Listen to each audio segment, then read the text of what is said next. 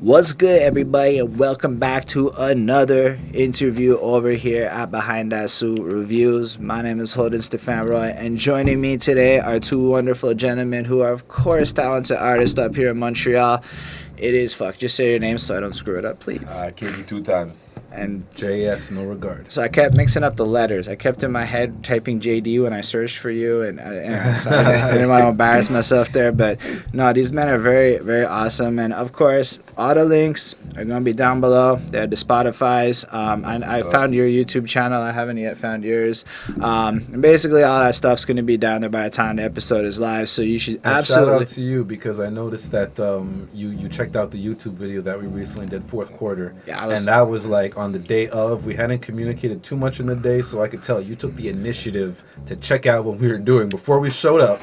I appreciate that. So I said, I could tell you're really about your business, so it's a pleasure to be on this podcast, man. Taking your craft seriously, that's what's up. I had the opportunity to speak to this guy, Pre-Chancobia, and we did this 2-hour thing. It was beautiful. And then I got a 30-minute, here's what you should do next time little lecture on what I could do a little bit smarter. And when OG speaks to you, I'm trying to be at the point where I listen and I'm like, okay, you know what? This is smart. Maybe I should come in a little. And then I try a little harder now at the preparation side. I mean, that's what it is. Like, shout out to your OG. OGs always give you that free game. That's it. Always. It's just, you live and you learn. But it was interesting to me, actually, just on that point, because they dropped a project recently, like this quarantine sessions R&B thing. It was just, like, from what I understood, y'all just made this album real quick to make something and just have fun with it. And then the next one's going to be, like, a whole different style is what I understood the situation to be. And it was just, like, 4 tracks dropped out on Spotify. But then I went to the man's Instagram, and I saw that there's a third quarter that starts off this R&B project. And then this one's called Fourth Quarter. I was like, wait, I got real confused for a second because I don't know if these things are connected, if there's even a first and second quarter. These were all things that I was wondering about. So I guess, why don't we start with that? What's up with this recent project that you guys have put out? It's a group effort. They're on each track, if I understand, together. Like you're individual artists collaborating, right? Yeah. I'll let Jay, you go. I like to say that we don't put out fast music. It's quality. Okay. Everything that you get is going to be quality. If we make a song in like an hour, it's going to be quality. If it took 3 hours, it's going to be the same quality. So we call it hybrid R&B, which is, I mean, it's in the eyes of the beholder, but to us, we don't limit ourselves to a certain genre. Like we were talking earlier before we went on to the podcast, like this, I'm a rapper, I'm a singer, I'm a country singer, I'm a pop singer. Like that to us, for two people that came up listening to all brands of music, I can quote Britney Spears, I can quote Shania Twain, I can quote soca, I can quote hip hop, R&B, anything. So for us, when we make music, it's just a reflection of ourselves. So hybrid R&B is a way of taking beats and incorporating R&B elements, hip-hop elements, chop and screw to get your point across without restricting yourself to a certain genre. So we had to call it something. So we said, hey, you know what? This isn't R&B because we can't sing. We're not the best singers. Shout out to Auto-Tune. Shout out to Auto-Tune. But on some hip-hop songs, using chop and screw, soothing your voice just a little bit more to put your voice just beneath the beat. Small things like that. It makes it, you know what? This is hybrid R&B. Hybrid. I like that. And it's 4 tracks. 4. So why is it so small? I mean, because your last project was big and had a lot of tracks. I don't remember the total number. I know it's 44 minutes, and I don't remember the number of songs. It was great. And this one was nice. It was bite-sized. I was just curious why the move for the smaller EP run instead of the second. Good. It's good that you say that. Bite-sized because, you know what, nowadays people's attention span isn't set to, I want to listen to 50 minutes. You have to give people a reason why they want to listen to an album that's that amount. You have to kind of earn that. Okay. So our logic was give them a little appetizer because we already know you want the filet mignon, you want the lobster tail, but just give an appetizer. He is solid. Do you like us as a chef? Are we good Okay. cooks? And that'll give you a little something. But as you said, you noticed the first song started with third quarter, and then eventually it goes into fourth quarter. So I think while saying that, you already kind of see the cookie trail that's already in front of you.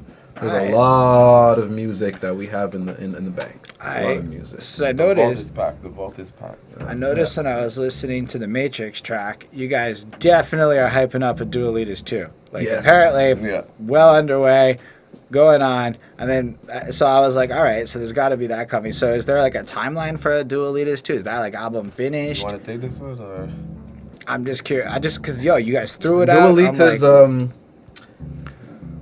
we're very much planners and thinkers. Okay. So the music that we're releasing right now has been written and recorded a little while ago because we had always been planning for Dualitas too. But what happens is sometimes if you're prepping for something and you prepped it and then you're ready, and then it's like, okay, I still have an hour before I have to leave the house. Okay, what am I supposed to do? Okay, let me grease my hair. Let me go back. And you just find a lot of small things just to accentuate the overall product. So our Dualitas 2 has been made. We just decided, you know what?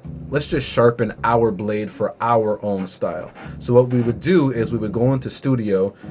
This tape was called Impromptu Sessions, go. Volume 1, Hybrid R&B. So the theory behind it was, kept saying, Dualitas 2 is done, but I don't want to just sit. I want to stay working. So what we would do is we would go into studio.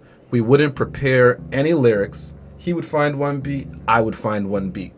And he wouldn't let me hear it. I wouldn't let him hear it. So we would hear it for the first time in studio when we're paying by the hour, and we would have to come up with the entire song before the 2-hour or 3-hour session is done, whatever the studio session was that we So were doing. that basically, particular day. like the only thing that was really done was like the hook. You know what I mean? Like the hook Yeah. on his beat was done. The hook on my beat was done.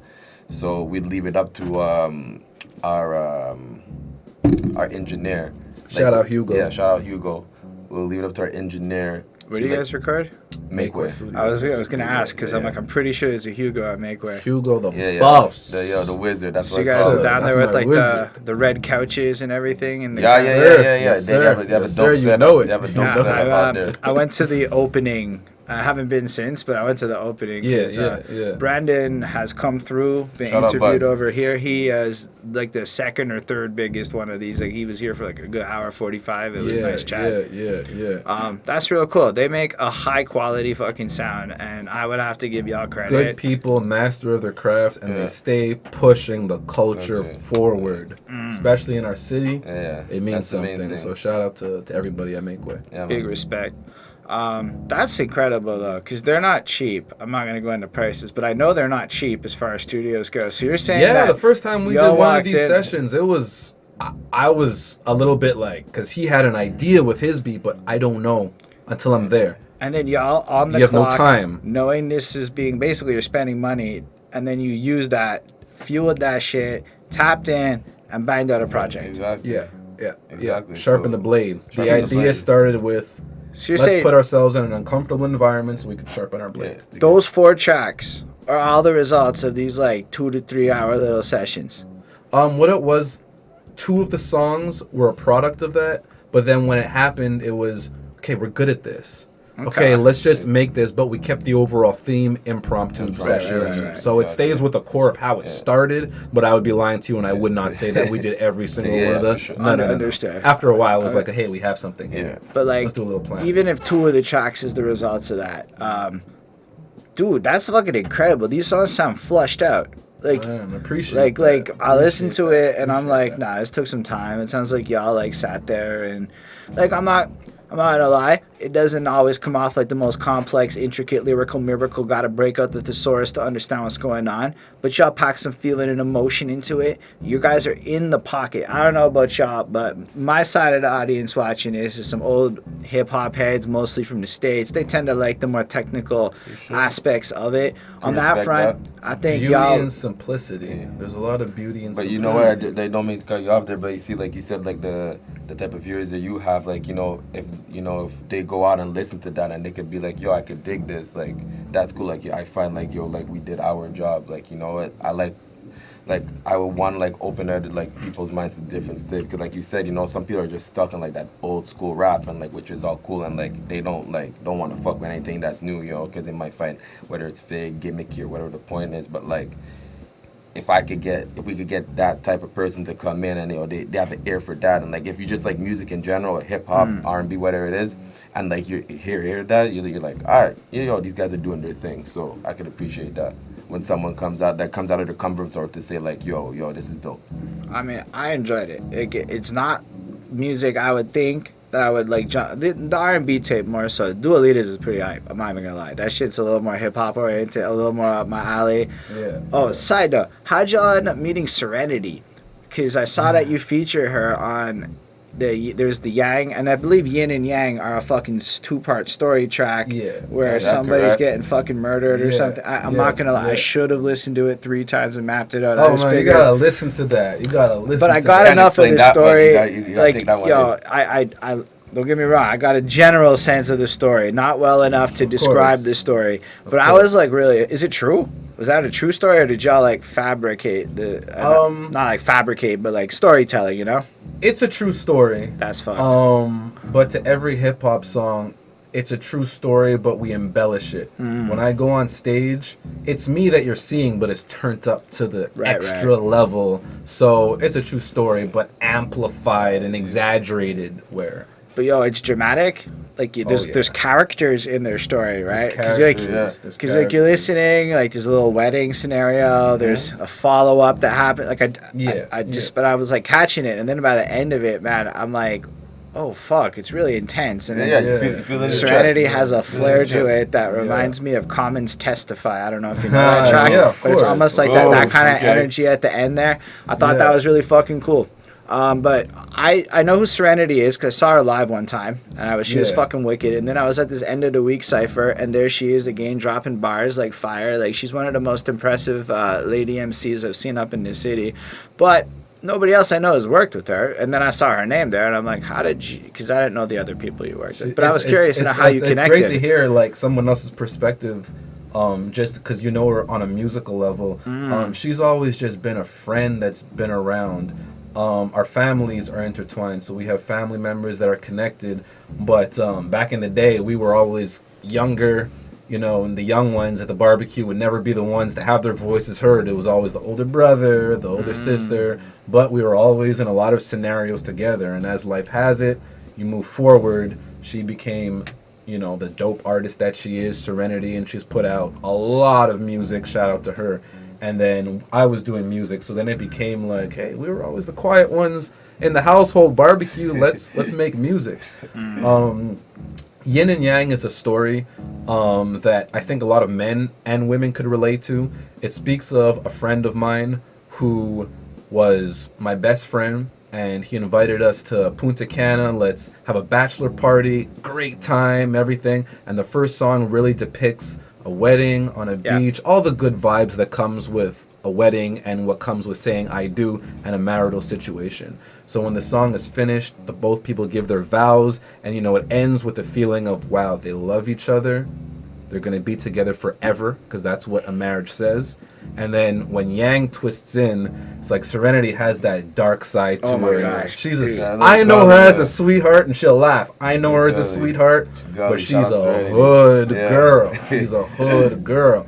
So when the song twists in now, it kind of goes into a different dynamic where it was a great wedding. We're in Punta Cana, but at the same time there was a bachelor party, and one of the person getting married, his friends forgot a cell phone, and all the dirt is done. You know, a lot of women have questions about men and what they do at a bachelor party. A lot of men have questions about women do at bachelorette parties. Now imagine you discovered everything your partner did on a cell phone that was unlocked. Bang.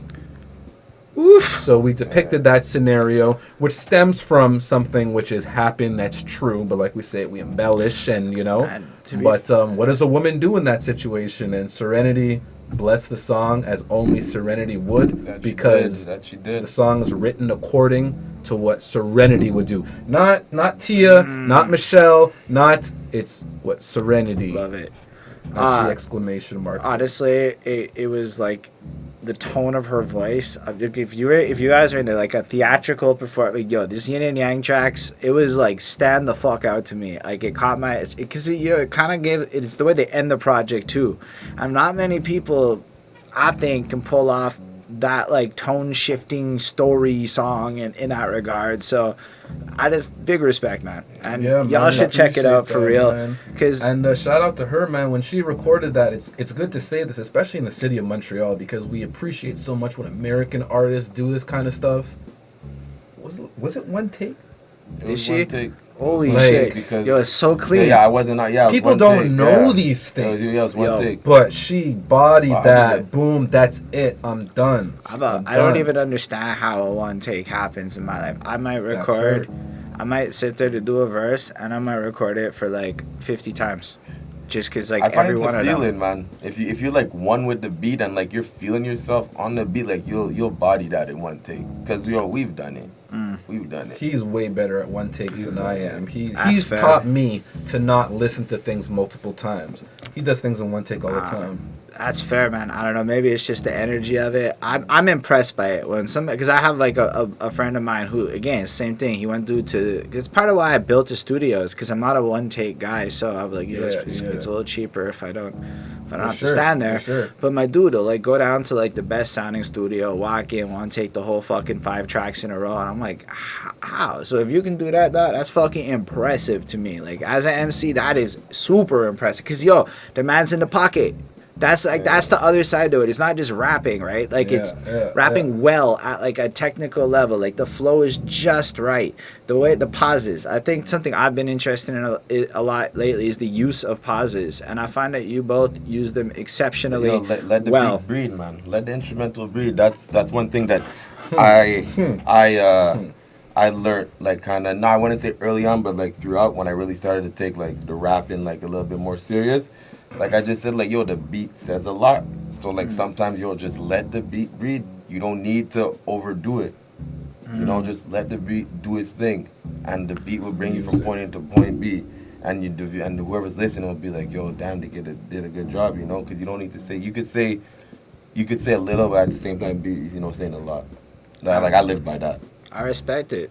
And it's, I think it comes off in your music. You get what I like is you get a sense of, maybe not who you are at a personal level, but you get a sense of your personalities and the style of people. Like you can almost feel like what it's like to go to a party with each of you, because there's a lot of partying happening.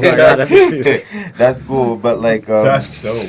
Another thing that we pride ourselves on is like, yeah, there's people like, you know, that know us and they'll listen to the song. But if you don't know us, you can tell it's like we're really like two different people. And you'd swear we come from like two different extremes. And we live very different lives. Yeah, different lives. I have a son. Yeah. You know what I mean? Home, like we are very different. Like, but when we get together, you'd swear like, yo, damn, yo, guys, fuck. Chemistry, bro. It works. Chemistry, that's all I could say.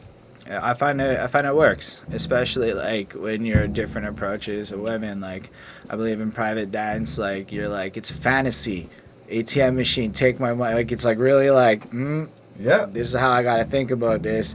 Whereas you're a little more, hit that pole. Yeah. I'm the more laid back, you know, very nonchalant guy. I like telling stories. I'm one of the biggest influences I had in hip-hop, I'll just say Shady Aftermath as a whole. Okay. But Eminem has an ability to drop 16 bars, and we sometimes think of 16 bars as to be the hardest metaphors but if you could say a story that brings somebody along a trail, that is what I love and appreciate in music. I love telling a story. I love to bring people to where I want them to be. Yin and Yang is a story. I love those. I could write those in 2 minutes. Okay, 2 minutes. In 30 minutes, my easiest. Tell a story.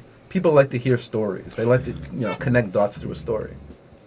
But then you also have a fun side with balling on a budget. I'm not sure which one of you two it was, I'll be honest. Sometimes most of the time I was like able to pinpoint it, but I think that one was just you, right? Just me, yeah. That shit was so fun. Balling on a budget. First of all, I like to ball on a budget, you know? Hey. I think you have a line where it's like the fast food's on me or whatever. Like, Yeah. I thought that was hilarious. Yeah. Cracked me the fuck up. I Every enjoyed now that. and again, you have to just ball on a budget because I have a son. I have to think about my finances are 80%, 75% dominantly towards him and his future. So within that 20%, that's enough to, you know what I mean, buy something I like, to be happy. But if I haven't bought something that I liked for 4 months, that means that whole 25% I'm going out and I'm about to ball on a budget. Love it. Ball. Let's not just say have a decent time on a budget. Ball On that budget. I respect I that live shit. by it. And the song's fun, but it's such a party Appreciate tune that. too. And so I just thought, because you were so like heavy on the story there for a second, that just the fact that you have that whole other side is great. There's a true story. There's there's a bunch of bars that just like popped out at me, like just the base level of I like the nut up in your butt line. Like that. New Age Barry. Yeah, man. I'm like, I just listened to that. And I'm like, you know what? That sounds like a good time. And Yeah, I think yeah. that's the fun. But the thing is you guys say it in the way. Because look, I got the lady, so I say it and I get in trouble for saying it because we're not supposed to say it. Yeah, You guys are just yeah, saying yeah. it anyway. You just and I be just fucking yourself. love Man. You know, sometimes you meet a girl and you're like, oh, you look so good, but I was just wondering if maybe I could just, you look so good. I just can't imagine what you taste like. Just Yeah, put it out. And then you know what? It's It's in the universe. And it's blunt, it's honest. Yeah. If it's a rejection, you know what I mean? But at least you know you came correct. Yeah. It's not disrespectful. But then the person has the decision to make, do Balls in whatever their they court. want to do. Balls in their You know, court. and in music, it's the same thing. Always be yourself. Don't try to appease what the listener wants to hear. If that in the butt stuff, like you mentioned, is for you, and for me, yeah. You know, I don't know how much I could say on the air right now, but in the butt, when you're playing around with the clitoris, women love that. Love Yes. that. What woman? Have y'all women tried having a penis in Love your butt while a guy's just nicely rubbing the clitoris? You're laying down on your stomach and he's on you, but you just have that arm around and you're just swooping and you're rubbing, but it's in the butt and you're just going slow pace. Slow pace. He might even stick his fingers in your mouth. Slow pace.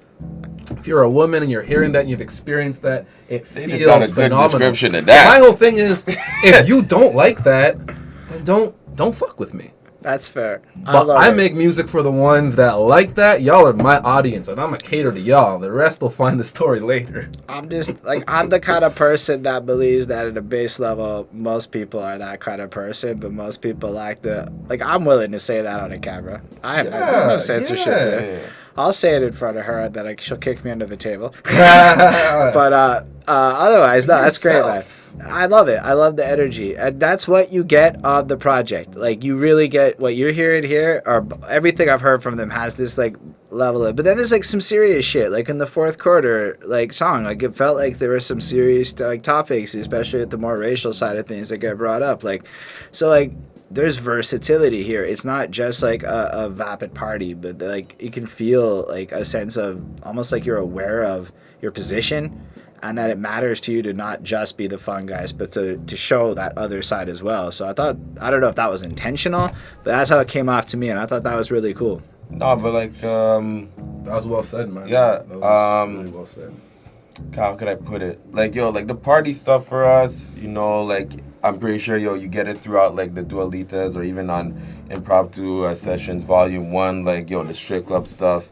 We could do that, but like, I guess as me and Jay started like working together a little bit more, we're like, let's dabble in some other stuff that people would not expect us to dabble in. Because honestly, you tell us to like make a tape on just like straight party and be like, yo, that's easy, man. Like, that's easy, come easy, go. But like to touch on some different topics is like, yeah, we can still do that. Like, yeah, we could do that, no problem. Like, we don't like just put us in a corner with a specific thing. Like, the versatility is always gonna be there. I respect it. And at the core, we'll always be ourselves. Always be ourselves, true to ourselves. Be true to who we are. You can see. I refuse to say things just to appease a certain demographic. If I say something, it's because I really truly feel it. And if you don't fuck with it, then these are the realities that you're hearing anyways. These are the type of people that go on Instagram and say, no, how dare you, and have an opinion for the most stupid thing. But that's just the person being themselves, undiluted, and I think that we need to appreciate that. That's a good perspective, even if we don't always like what that represents. The fact that we have to have that open-mindedness to appreciate that, I like how you said that. That's a really cool idea. And that's how it goes, because then if the masses do start appreciating what you're doing, life comes full circle, and eventually that same person that criticized you for X, Y, Z hears you. Years later, they'll be like, oh, I like what you're doing. But it's because you learned to like it because you didn't necessarily follow us, but you follow the trend, and the trend is now, hey, we're popping, people are reposting, people are liking it, so you fall into that because that's where you fit in. A lot of people fit in where social media fits in. So when other people are bumping it on social media, now you have to do it because you got to be part of the in crowd. And that's okay if you learn later. Not everybody gets put on at the beginning. I love the fact that you're like preaching this, because I'm going to assume you're a little older than I am. I'm maybe we're in the same age group. 32. I have no idea. I'm older than Okay, you. I'm right there. Yeah. 31. Fair enough, because I don't know, you just have a little more of a distinguished looking beard than I have going on right now. Yeah, a little salt and pepper. I bet it does you quite well, like with attention from ladies. Man, the way I say it, I say that they're every gray hair is a war stripe, and it's experience and something that you learned in your life. Every gray hair, an experience in your life, and I've had a lot of experiences, and I hope from what you're saying, from hearing my music, it seems like you almost know me, dude, without knowing me. So those are every one of those grays that you're, and so that to me means the world. I did get like a couple of tips about you guys, but like, trust, this is mostly just me interpolating off of your music, and I saw you posted one thing about racism on your Facebook today. That's the extent of my on your personal level shit that I've researched, because I don't know, you like your kid. I've seen your kid is showing up in my Facebook stories a whole bunch. So very cute child. That's really dope. Shout out to Brady. Shout out Young B. Shout out to Brady. So that's cool that you're like such a dad about it, because I mean, I haven't. Okay, I lied. So I happen to be Facebook friends with this man's the lovely Stephanie's Bakery, who. If you want cakes and shit in Montreal, that shit looks delicious. I'm going to assume it's delicious. I haven't had any. It's delicious. So, anyway, I'm friends with her, and I hit the stories, and you're there smiling, being dad of the year all the fucking time, and I just had to say big respect for that, because not a lot of dudes, Man, I mean, a lot of dudes do that, but just because not everyone is so present about being dad of the year while also being a rapper, while also being sometimes people get a little too caught up in the fake side of an image. I appreciate that, and I gotta give a shout out to Stephanie's Bakery, or I just will say Steph, because as a man, when you're picking, you guys gotta listen to Third Quarter, first song on Impromptu Sessions, Volume 1, Hybrid R&B. Free game. When you find a woman that promotes and appreciates and brings the best out of you, no matter what you do, that's the one you want to spend the rest of your life with. You don't want to be doing what you love inside, and a woman constantly being like, but why are you doing that? But I don't see why you're doing this. But what is this going to do for your future? And Steph supports me 100%, and I support her 100%. So when that's there, I mean, doesn't matter. We're going to watch football after this. We're going to have a few drinks. We're going to get home safe. No matter what I do, she knows me. It's not like a facade that, you got the girl being on your P's and Q's. She knows me. So that's super important when you're choosing someone to be with. Choose somebody that supports your dreams. And this guy has been about that for a while. I found this 2014 track he did. We're in the middle of it. He's like, I love my girlfriend, Stephanie. Like, flat out says her name in the middle of it. Hit the coochie rainbow colors fall pinata. It's a fucking great tune. The video's dope. But just like, so you guys have been together for a while then, I'm going to assume. Yeah, 2013, November 1st was when we started dating. Nice. A smart you heard that? man. I didn't even stutter when I said that. A smart man knows those dates, ready to fucking go. Free game. Listen to when she talks. That's amazing. And that's fun because that's basically the hook of Third Quarter. which is just a great fucking tune. Honestly, Yes, sir. Thank you very much. the hook of that stuck in my head because I heard the project when it dropped, like at the end of the day, I gave it a quick listen or whenever I added you. And since then, I've listened to this girl, just listen. And it just plays over. It's just such an earworm. I like it. I like it a lot. I had a question though. I think it was for Mr. KD. Yes, sir. Awesome. It seemed like there were a couple lines that were like Biggie nods. I'm just looking for him. Like there was a Who Shot Ya in Surf V2 and a Baby Baby in Hump Day. The Baby Baby reminded me of the Juicy, the Baby Baby, you know. And then in the Who Shot Ya is very That's a good clear. air. So I was just curious if I was right, and those were Biggie nods. The Who Shot Ya for sure. The Who Shot Ya for sure was a Biggie nod. And you know, like Jess is he's a huge Biggie fan. He's a huge Biggie. He'll tell you that from inside. He's a huge Biggie fan. So on the Who Shot, but on the Baby Baby was just like what attached it, like that because the name of the actual instrumental of that song is called Baby. Okay. So I just like we just added it in, but the Who Shot Ya for sure was a nod to the Notorious B.I.G. Shout out Stranger Films. Yes, Who Shot Ya, yeah, Stranger Who Shot Ya, Films. yeah, that too. Stranger Films, yeah, that's my boy out there in T-Dot. He's doing his thing. That's so real cool. that was and that's his slogan too, the Who Shot Ya. So it was a mix of that and also big. Just I felt it, like you could feel like the way you say, even the Baby Baby, it just felt like you felt right. It was also I think it was on Third Quarter, and it was for you. And was it Tupac who inspired the Name from a Woman? I don't remember it kind of sounded like a bit of just Tupac. because you dance for dollars, don't mean you're not as smart as doctors. And single mamas, they're not all problems, cause they're fuckboys out here, not raising children. Now, since I got my name and game from a woman, Yeah, that's Tupac. that's what I felt. Dear That mama. that's really cool. I respect that.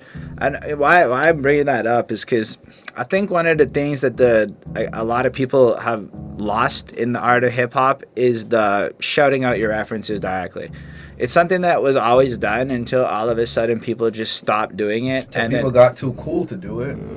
And for me, it's like a quality metric. Actually, I look for it. If you're a real rapper, you're gonna have some fucking shout out to somebody or another in your bars. Like you'll have a cream. You'll throw out why? Because you just got it. You'll do it here and there. And it's not to jack. It's like to pay homage. It sounds like I listen to the real shit. It doesn't matter what distracts. I know the real shit. Yeah. Like there was a Cuban Links line somewhere on there. I don't remember.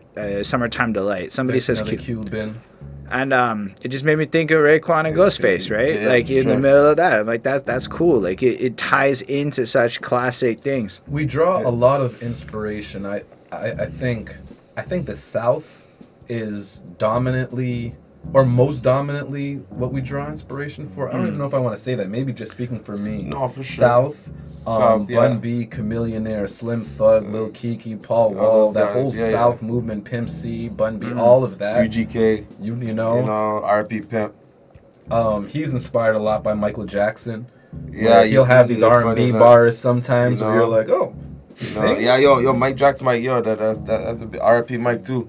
Like I mess with Michael Jackson, and like people be asking me like, what's your influence and stuff, and like I'll throw in Mike Jack, and they're like, how? But it's like I listen to like different type of music, and you wouldn't like believe it, but like Jay touched on it. Jay touched on it earlier, like he talked about like Shania Twain, the Britney, but like you go way back, like I listen deep to like Backstreet Boys, NSYNC, and it's like If we the same get like age, man. you get like the different vibes. It's not always like I gotta listen to like this hip hop or this rap. Backstreet Boys taught me maybe the most important thing in music, that it's all about the structure of your beat. Like sometimes like they've made their song and they'll have this moment like doom doom doom doom doom doom and when the beat kicks in, they just build it for the listener, because once the listener likes your song, they just want to hear the chorus one more time to rejoice at the end. And that bridge to make them link to it, the Backstreet Boys taught me that.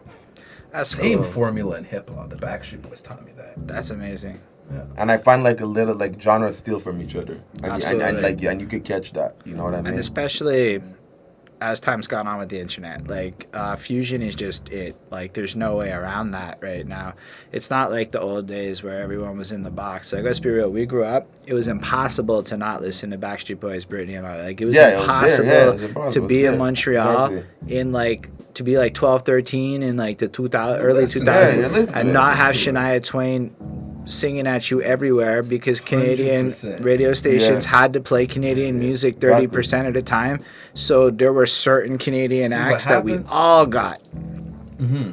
Anyway, but yeah, what you're saying? No, I didn't mean to cut you. I'm sorry. I think what happens is a lot of people fall victim to not wanting to like the stuff that you said. Like, I don't want to like the Backstreet Inherently, Boys I feel that way because about such and such. country. I don't want to like, you know. And then when you do that, then you're actively telling your brain not to like something that you know your brain wants to like, and that's where you get this gray area of, oh, I don't like the Backstreet Boys. Oh, what? Backstreet Boys make good music. Shania Twain makes good music. She does. You know, country, like music. That's why I say, I don't know if I believe in genre per se. Music is the universal language of the world. If music makes you move, then you're doing something good. If it makes you cry, you're doing something good. If you feel an emotion out of music, that to me is the takeaway. It's not necessarily lyrics, necessarily the beat. Does it make me dance? Do I feel something? Exactly. And if you feel something, then that's timeless Or like music. or you know like feel and like relate, even though like may not relate. you may not fuck with the whole song, but there's like a 1-2 bar that hit you and like, oh yo, you're speaking to me. It may make that person say, let me go see what else this guy has, because maybe this song doesn't, you know, as a whole, but I'm gonna go see what this guy is doing. That's So- true. And I find there's a level of the more you expose yourself to music, the more you'll inherently come to like it. Like there's some science behind that. Apparently, I bet. the let's say a new sound comes through, the first guy's gonna fail in the charts. He's not gonna hit number one. But the first guy who steals his idea is gonna go number one on it. And that happens time and time again because and like I But said, you've seen it's happened. It has happened. Like, It has happened. look at the fusion between country and hip hop today. That is like, they're like from a subject matter perspective. If you were to look at what the songs on the top 10 country songs, forget about the fact that they're all using the same drum patterns. If you just look at the song content for 2010 until today, they're the same songs from a pop perspective. Obviously not the underground. From before that, Even from before that. the beginning of time, the messages relatively Yeah. the same. It's just the type of It's portrayed differently. it's portrayed differently. portrayed differently, Exactly. That's fair. Like there's a part of me that wants to dislike country until like you really have to appreciate. If you're into music, you're into music. There's probably a lot of people who use music as a vessel for community, and I think that's where genres come from, because it's a huge conversation in life. Like, does genre matter? And I guess if the music is your community, it matters. But if you're into music for the sake of it, it's just more math. You either like the math or you don't like the math. Exactly. I think genre is only there because you have to group something. You have to group stuff in a certain thing. You can't just say, yo, this is that. Like, you got to group it somewhere. So that's why some people's genre matters. But, you know, like how we did in Improv Sessions Volume 1, hybrid R&B, like, I don't think there is a hybrid R&B genre. I think we created that. I could probably say that, like, with my chest high, like, yeah, we create hybrid R&B because I have not heard hybrid R&B anywhere else. Right. I haven't even heard the word about it, so I would say we did that. And if anything, if it comes after that, then hybrid who the R&B, originator you know is, who the originated hybrid R&B. That's fair. I mean, in theory.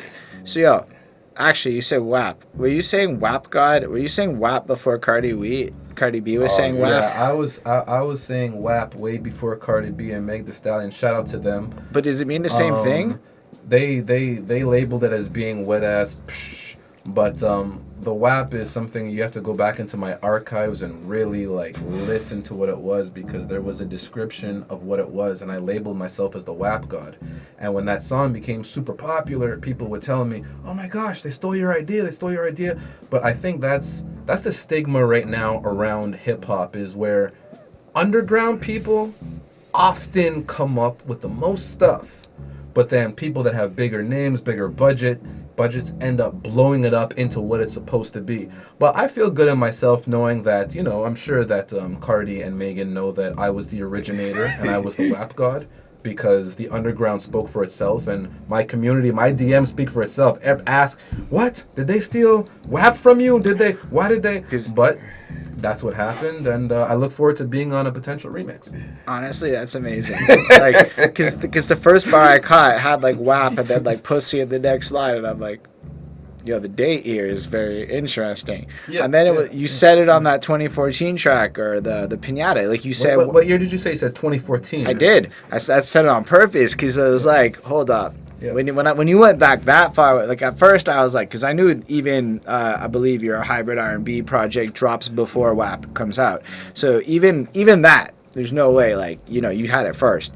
But to know that you had it that far first and it's been so embedded, what does it stand for to you? The WAP it's a sexual innuendo that when you feel the WAP, you know that you've succumbed mind, body, and soul to a brand new experience. And it's not just the mind. A lot of women sometimes have sex with intercourse with a man and they're like, yo, that was good, oh my god. But there's a difference between pleasure and mind, body, soul.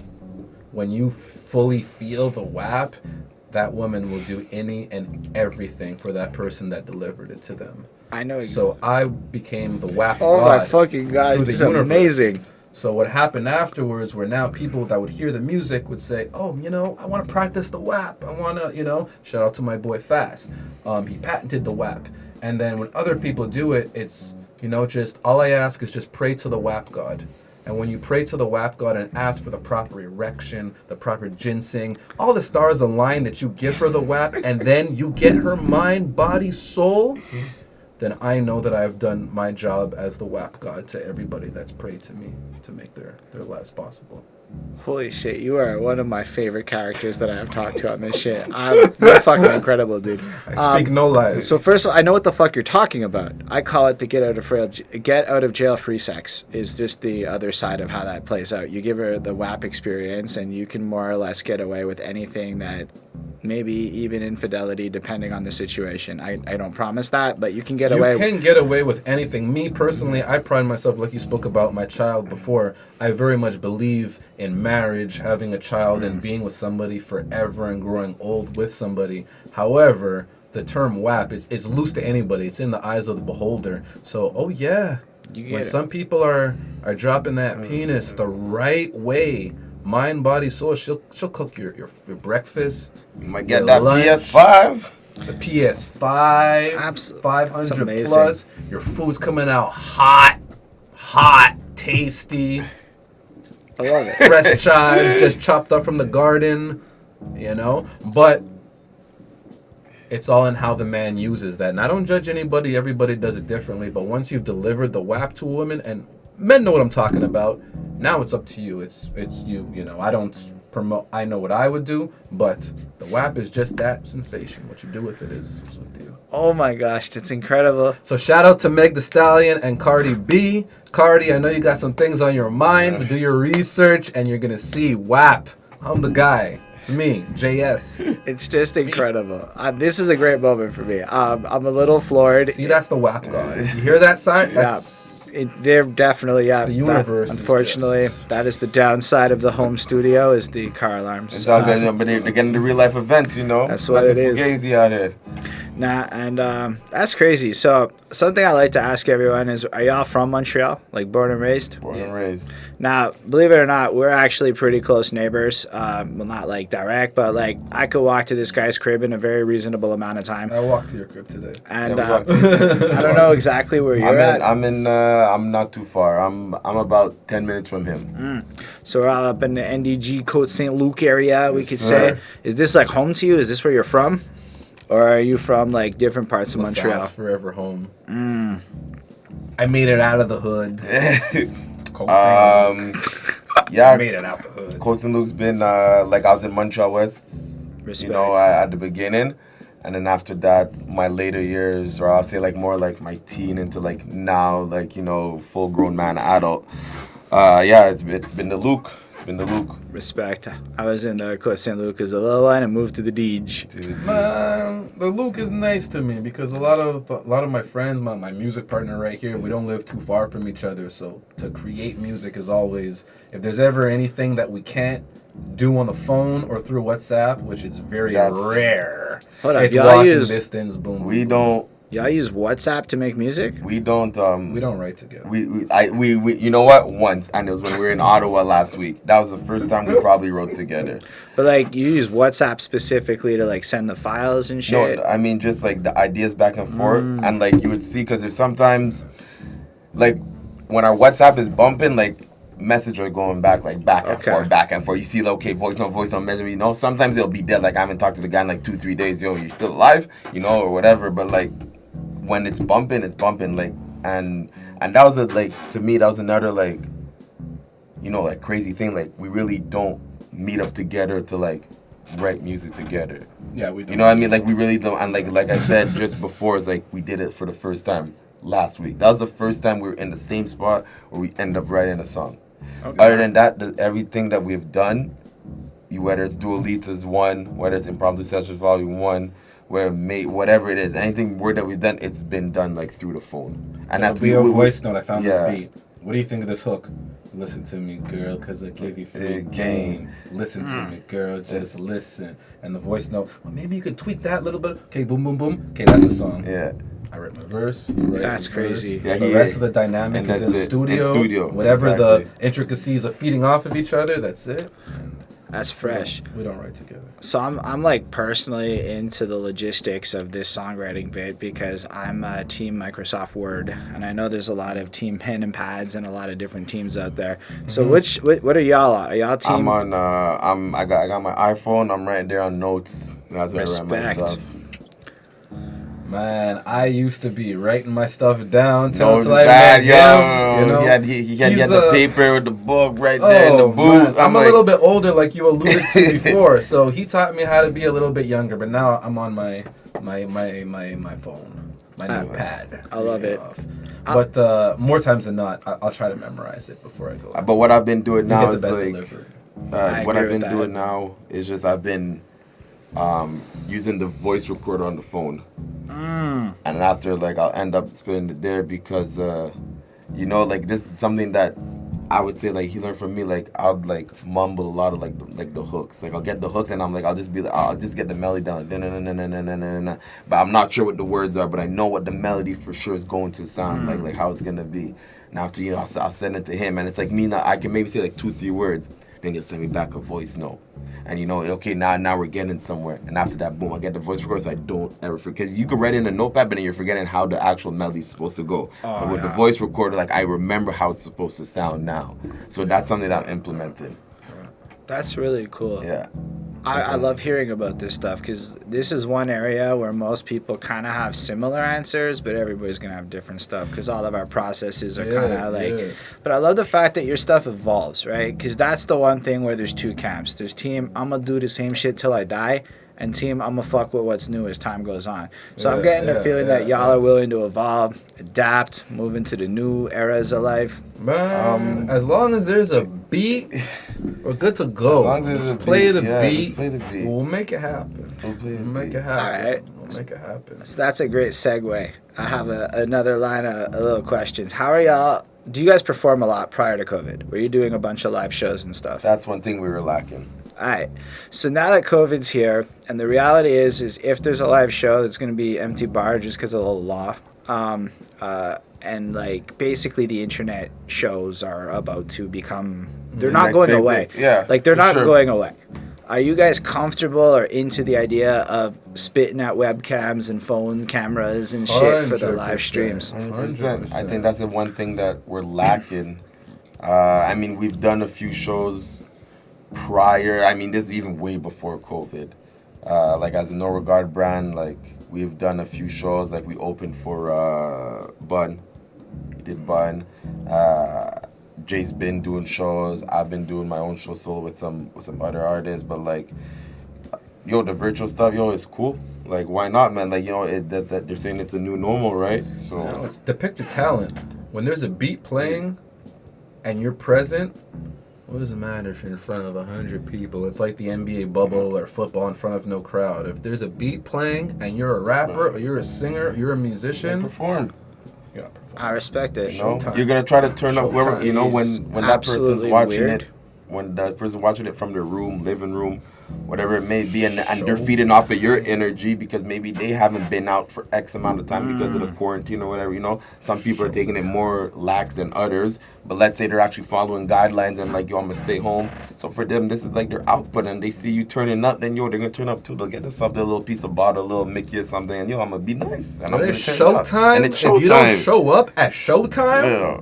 what do you show up for? But I love the fact that for you, it's just like you're treating it serious, like a performer to come in and perform. Like, and I'm saying this because I've been involved in the scene since 2012, and I've seen a lot of attitudes, and a lot of, and I'm not even gonna say names, but I would say this is more the majority than the minority. When it comes to performing, it's all about what the artist wants. I feel like, as I'm trying to diagnose what I call the Montreal Anglo scene problem, is a lack of consumer centrism.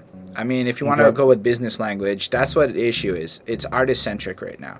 The show starts at 11 because people don't think the artist will come before 11. That's not really the What most... time do we show up here today? You guys were punctual. They said What time were we supposed to be here? 6 o'clock? 6 o'clock. What time were we here at? 6 o'clock? All I right, think I answered you at 5:59, fair enough. and then I got to the actual, 6 o'clock. It was like we punctual. take it serious. But what I'm saying is, it's gotten to a point where, when was the last time you saw a local hip hop show start at 7 p.m.? The time that Never. corporate America Never. is awake. So I just think the fact that y'all attitude is like, yo, it's a job almost. Not to say like, you know, turn up, whatever, it's fun, but it's almost like it's a job. We have the responsibility of making the people who are going to be watching the show be entertained regardless of the circumstances. 100%. I think But, that's admirable as fuck. Yeah, and like I completely agree because at the same time it's like, okay, so let's say we're gonna go we're not headlining, right? So we're gonna go to show to open. So there's gonna be a bunch of people in the crowd. They're really there not to see us, you know. They're really there to see, maybe they have another act they want to see, maybe it's a headliner. But it's like, if we could go there, we do our showtime. We perform how we're supposed to. We deliver the song. You know, that could get a new fan out of us. They'll be like, you know, I'm gonna go research these guys. I'm gonna do that. So like, I can't come there. Like, I'm not gonna say I don't go there. Yeah, for sure. I gotta get nice. I gotta drink. You know, I gotta get myself in tune. But I can't come there. Yo, be sloppy. If we Like, get to a position where we want, and this is in our career, if you want to be a doctor, a lawyer, a musician, whatever it is, and you are in, you're in the spot you want to be, and there's just a crowd watching you, and they're judging, and they're going to determine your career right now. This is putting you in a $500,000 a year bracket right now, light on, boom! What do? can't fold. Palms are sweaty, knees weak, arms are heavy. There's ramen. You know what I mean? You gotta perform. Or are you gonna puke like Eminem in 8 Mile? No. You're gonna come out. You're gonna lose yourself in the music, the moment, and own it. I love everything Oh, about and that. that's music. Look, 35. On my good day. Yeah, exercise shit's so important to me now. It, Yeah, like, man. saved I my see fucking- with the push-ups and like I see. Well, I mean, since we said we are gonna be doing this, I've been following you. Same way you say you've been following. Yo, a little it's bit all more. good branding, dude. I'm kind of seeing like the effort that you're putting in to just better yourself, man. It's It noticeable. is like the best branding decision I ever fucking made, dude, was to like publicly lose weight. Not Yo, to lose go for weight, it, bro. to brag, to do it all. I bought an elliptical, a fucking like all of it. I feel you. I started running. And the result Is the result is obvious to people. It's obvious to people. You can't miss it. It's not like, oh, I don't like that song. You could see what before and after. You can't deny that. You know, those are statistics that are there. But yo, It's go for amazing. it, bro. I'm an advocate for people. Like, yo, man, go and like, yeah, like some people are gonna be like, yo, man, I don't have the time to work out and stuff like that. Yeah, But like, man. yo, you could dedicate like I work out about like 4 times a week. But I really do it. It's really for. I'm not trying to I'm mostly be a thing, like, but like it's really for 4 times a week. Do it for myself because I want to like kind of look good and feel good. But I'm just like, yo, man, wherever you get it, wherever it's just running around the park, running around treat the it block, like- elliptical. Yo, man, if you could It's do, like a do some job, push-ups, you have a though. little bar that you It's, can do some chin-ups on, man. it's part of like being a rapper to me. Actually, it's like it's all about, yo, look, the stakes of a live performance is a lot more high energy. Yeah. And I can currently bounce around and not lose my breath rapping fast. Yeah. Like that Yeah. took the cardio Yep. to get to that point. Like Yep. I am in much better shape than I think even my body looks right now. As according to my Fitbit, I'm fucking crushing it. And well, my cardio's moved over and whatever. Yeah. But I feel it even recording. My breath capacity has gone up. Like all sorts of shit that matters. Anyway, That's dope, man. but that's why it's part of the job. It's like, so basically at least 6 days a week I should be getting at least 30 minutes of some kind of activity. I wake up in the morning and I walk around my apartment reading a book. Just 4 to 5 kilometers. Yeah. Why? Because it burns 400 to 500 calories doing that. And I was just going to sit on my ass reading anyway. And then, you know, the running is now becoming more frequent, but that wrecked And me. then it becomes addiction. It's the best. It's been a while since working out has become an addiction to me, but it's not hard for me to get back into it. I mean, I'm my own worst enemy, but when I am, it's like, I've seen this guy bulk up. I could do it. Like the mentality is there, I but saw you just you- have to make it a You see this habit. man in that pinata video with no shirt on, fucking flexing where the body's at. Yeah. I've performed all my career without a shirt, and I've been skinny as I've just always I believe that bring energy. Nah, the shirt and off. then your The shirt vessel, gotta be off. It I doesn't don't matter. like being placed with my shirt. So on. I just, doesn't matter. are we cool at using this? Because this all sounds fucking great. Oh yeah, we're Fantastic. So for y'all, if y'all saw a transition there, there's a little pee break, and that's what it was. It was awkward, and now we're back at it. But that's incredible. So no shirt when you perform. good. No 100%. shirt when you perform. What Do do you you like perform? start with a shirt and do the dramatic take it off? Or do you, It just you feel it. You feel it. Sometimes it might be off at the beginning, but you just feel it when the music goes. You just gotta. I think as animals, we just want to be in our natural habitat. Thank you. But it's true because it doesn't even have to be a performance. Like we would be out at a club and like I'm hyped and it's like I look at the time and it's like about 1:30 and I'm there in a white tee and I'm like I want to take this off, but I know the bouncer's gonna throw my ass out of this place if I take it off. But then I'll meet them halfway. I'll just put it over my head like that, so but it's kind of still on, but not. But like We got so fed up of bouncers telling us Man, to our own put our party. shirts on, and like I don't care. They're women in our section. We have our shirts off. Don't get it twisted. We having a good time. But bouncers, it's protocol. So what we did was we would start renting out our own place, throwing our own parties, hiring our own bouncers, so they cannot tell us shit. We're gonna take off our shirts. We're gonna throw one of those them nights. in If you were whoever's there, you face, were there. If and you that's know, it. you know. One of those We nights. literally had to put it into our budget. that is fucking Because when we incredible. party, we have to do it a certain way, and these restrictions, I can't do it. I can't do it. That is like commitment. You guys are fucking destined to go somewhere with all this. You know why? Because the fact that if you're willing to create an event just to go talk 4 this, or 5. 4, Four? 5. One of Ju- those nights. Don't just- put me on the spot. 4. One of those nights. Birthday. The original one that 4, wasn't, and then the one that got labeled yeah, as okay, one, 4, and then 4, there was 4. 2, Then there was winter and then 4, there was 4, 4. 4. but the fact that 4. y'all went to that level just to accomplish the quality standard of a good time, like that is insanity. I want in to a have good my way. Hennessy bottle and pour it in my own mouth. I don't want a waitress coming around every 30 minutes being like, "Sir, do you want me to?" No. And then when we're in clubs and we're partying, I pay them to give them a tip just so they don't come back to keep refilling my drink. Make your money, it's okay. But I just want to do it at my own pace. You don't know how much liquor I want. You don't know. You just don't know. But you deserve to be paid. Here you go. Boom. We're all happy.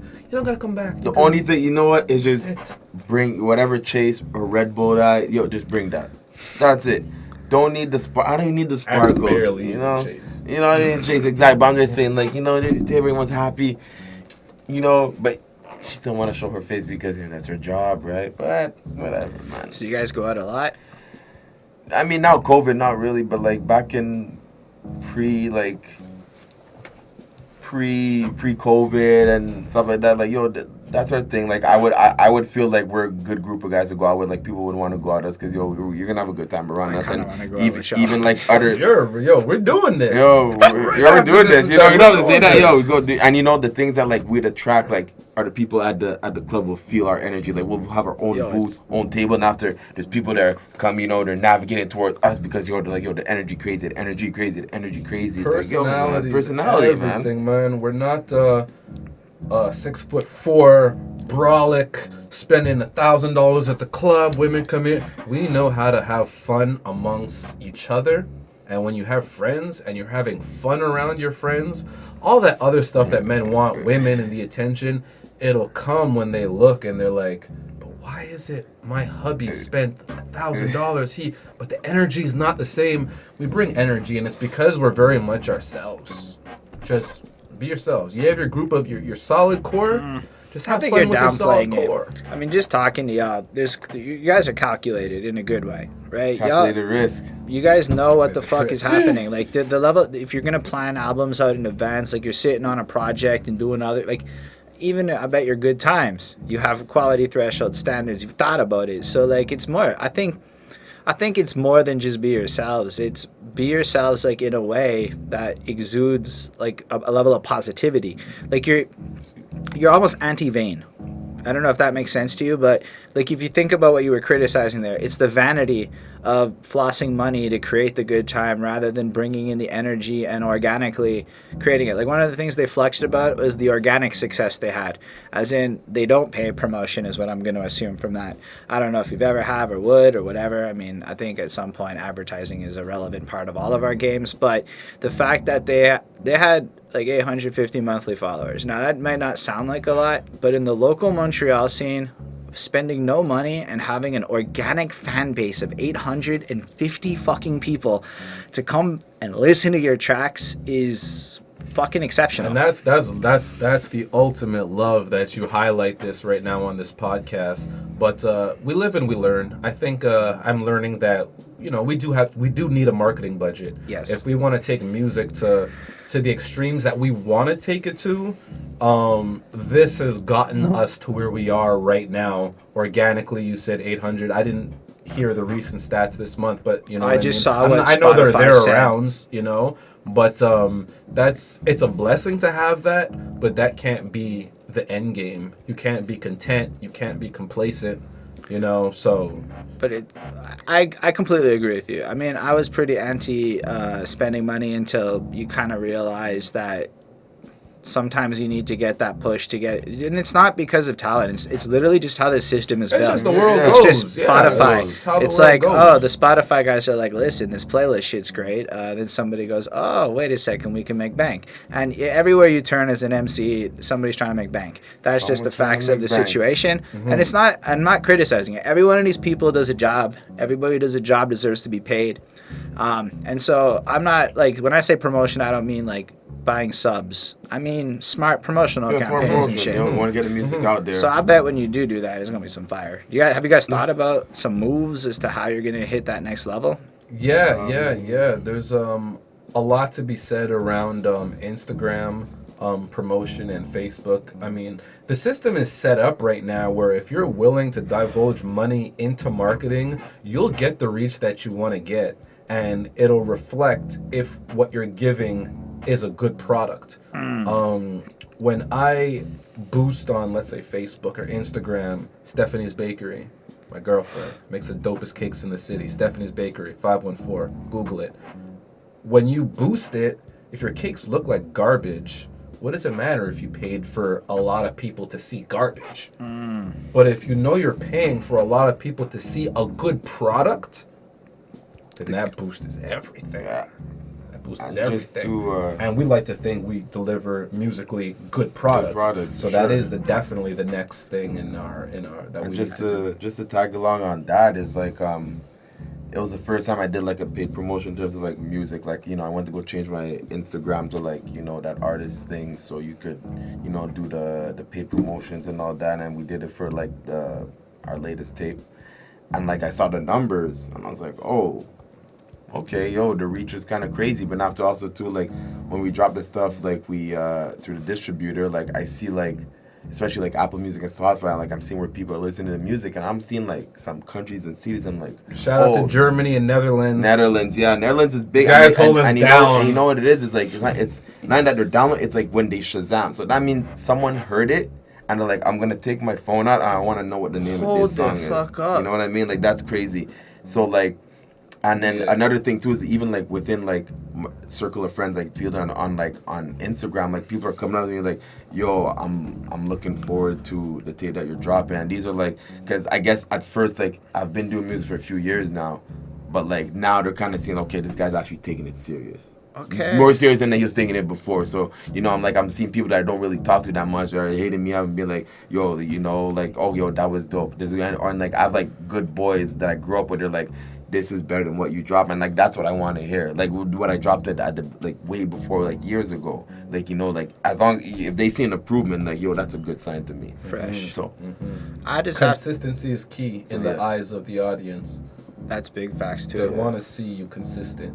I They don't have- care how good you are. It's consistency. and that's what I found. They like growth. Yeah. I would They like argue that growth. how Yeah, good you yeah, are today. you're right, is- you're 'cause, right, I mean, you're right. I did a lot of album reviews, like a fuck ton of album reviews over the last 3.5 years. This is my pivot move is moving to interviews because this is way more fun for me. I'm still gonna do reviews, but way less and more of these.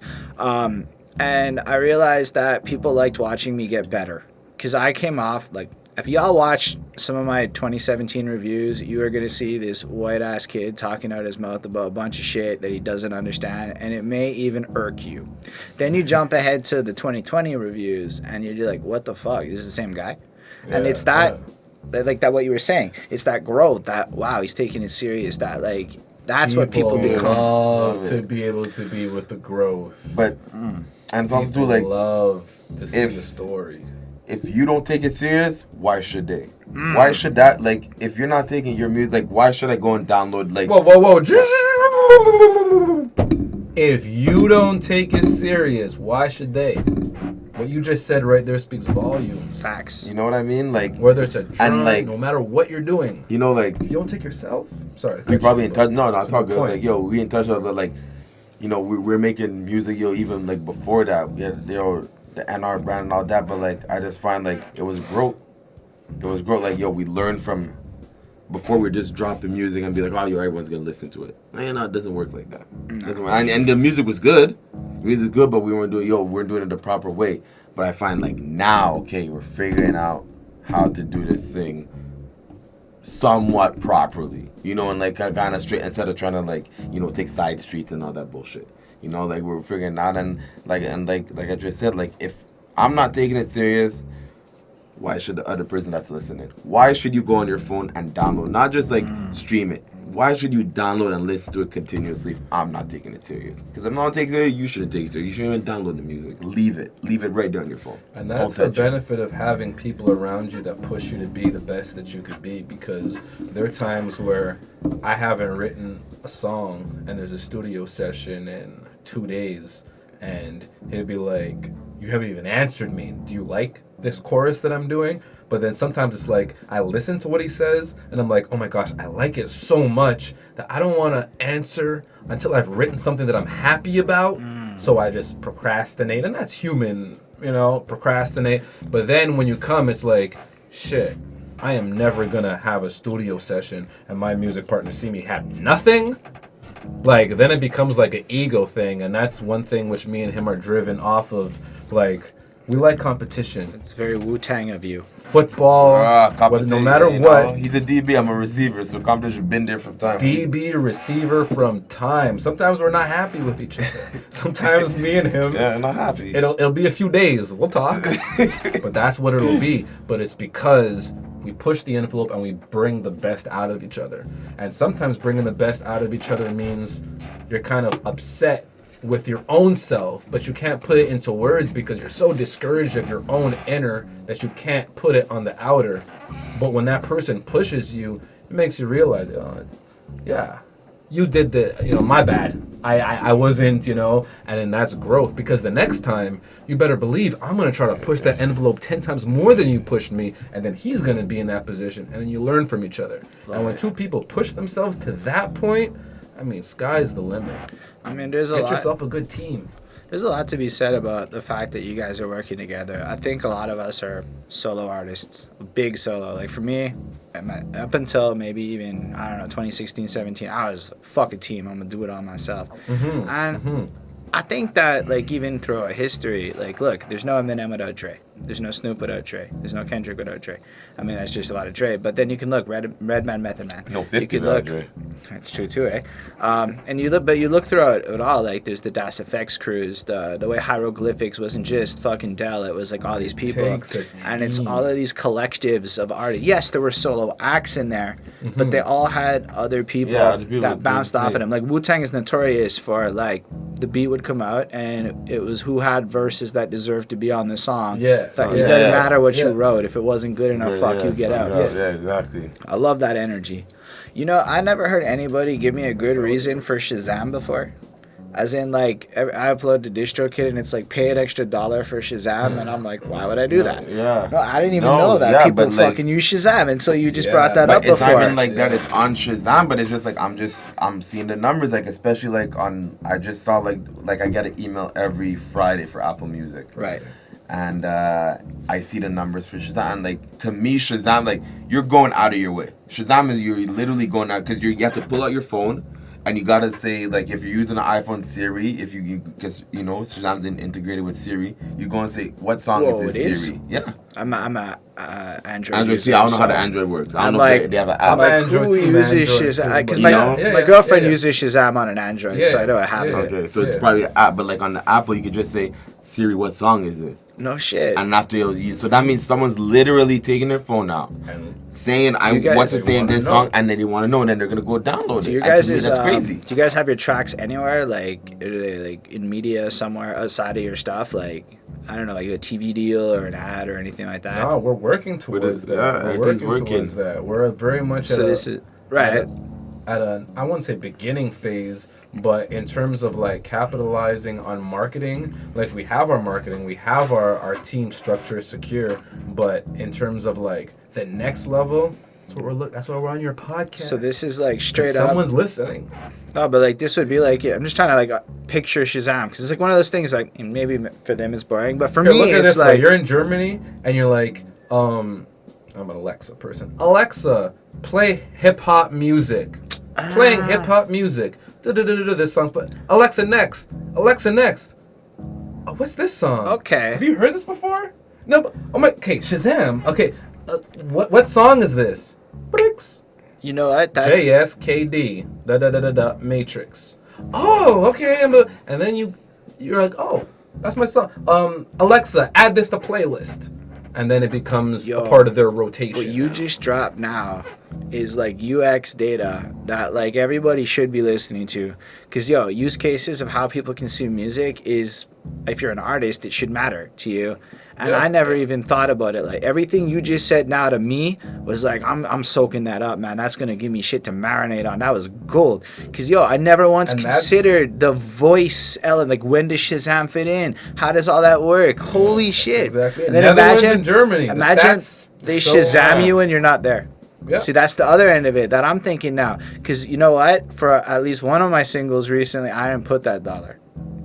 I didn't spend. Now it's not on Shazam. You want to be And now I'm searchable. like- You want them to be able to search I'm like, you and shit. get the answer. Now y'all dropping knowledge, making Because us that's all what smarter. it is, man. When you're on streaming platforms and you're anywhere in the world, yes, we live in Montreal. Yes, we know how Montrealers, maybe we don't know how they think, but we, to an extent, know their tendencies.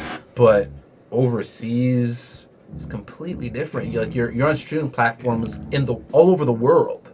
So you can't just think for your own region, You have to think for That's that very person. smart. And I'm somebody that is like, what song is this? Alexa, what song is this? And then they'll say it, and I'll be like, oh. And then do I like it? Yeah, add to playlist. And then it gets regular play in my household. And that's another thing, like, you're more likely to, like, blow up or have more fans outside of your own city. You know what I mean? Like, Netherlands, What do they I've say? never... Overseas money is not like your own money. Overseas money, artists always tell you that, You know, like, who do I Overseas know? money different. I don't know Jack in Netherlands, but people in Netherlands are steadily downloading And Germany, music, shout out to and Germany. That's crazy. Exactly. Those- Can't forget Germany. They got some crazy hip hop festivals. Like You know I what I heard, mean? like Ari the Rugged Man. I don't know if you know who. Yeah. that Oh is. yeah, I've heard of him. He's in Germany now. He Yeah. lives there. He just fucking left America. He lives in Germany. He's He apparently. could probably just go out to his balcony and perform and make I don't few blame him. $100 a night. But it's more Yeah. like he was saying, like, so he was giving this example of Public Enemy. If Public Enemy tours in North America, they're met with, what the fuck is Public Enemy dropped recently? You can't just throw on, like, Fight the Power and enjoy it. You know, that's not how it works in North America. It's what's hot. It's what's new. It's what's hot, fresh. exactly. And that, I mean, that's not across the board, but, like, I went to the Wu-Tang show a couple of Julys ago. And, you know, like, it wasn't like people were just there to... The one in Laval?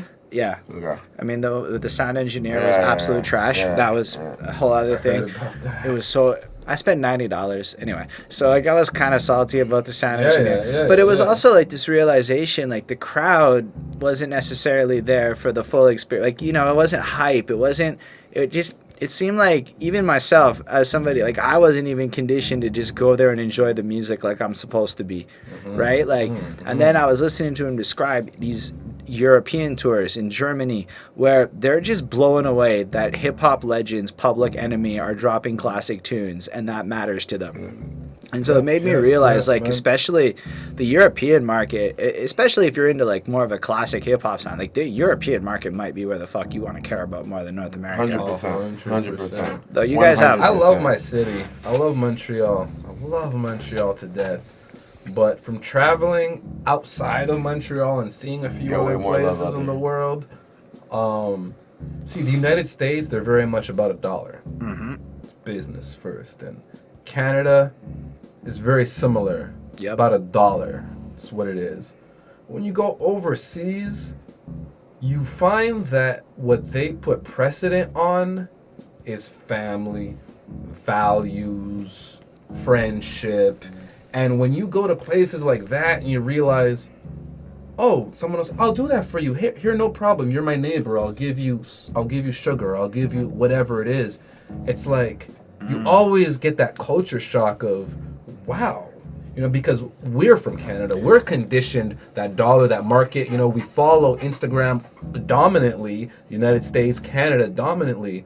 But out there, very That's much fair, man. about people and values first. So when you know that, what's music? Music, they don't care about what you look like, your skin color, your articulation. They don't care about that. They want to know this is a good time. This is music. That's it.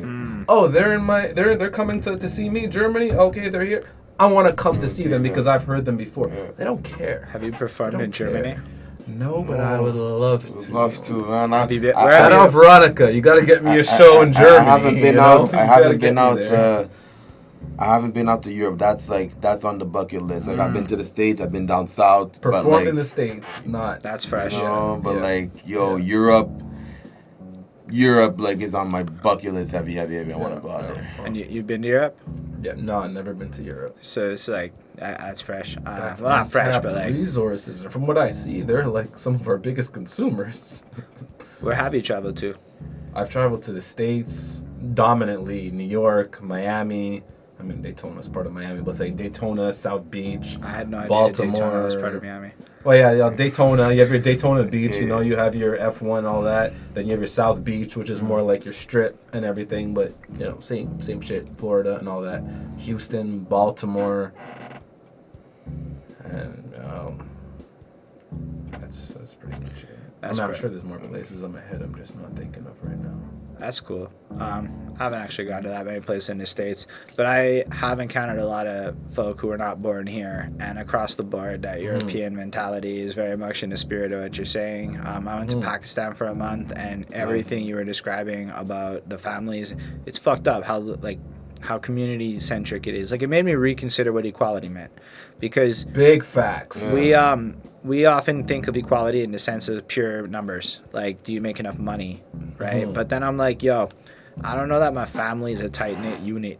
I can tell you that those 9 motherfuckers in that house who maybe don't have as much money as me have a love. Yeah. Anyway, that's just a whole other thing. Guys listen to this podcast. Tell me you haven't gone out to a club, right?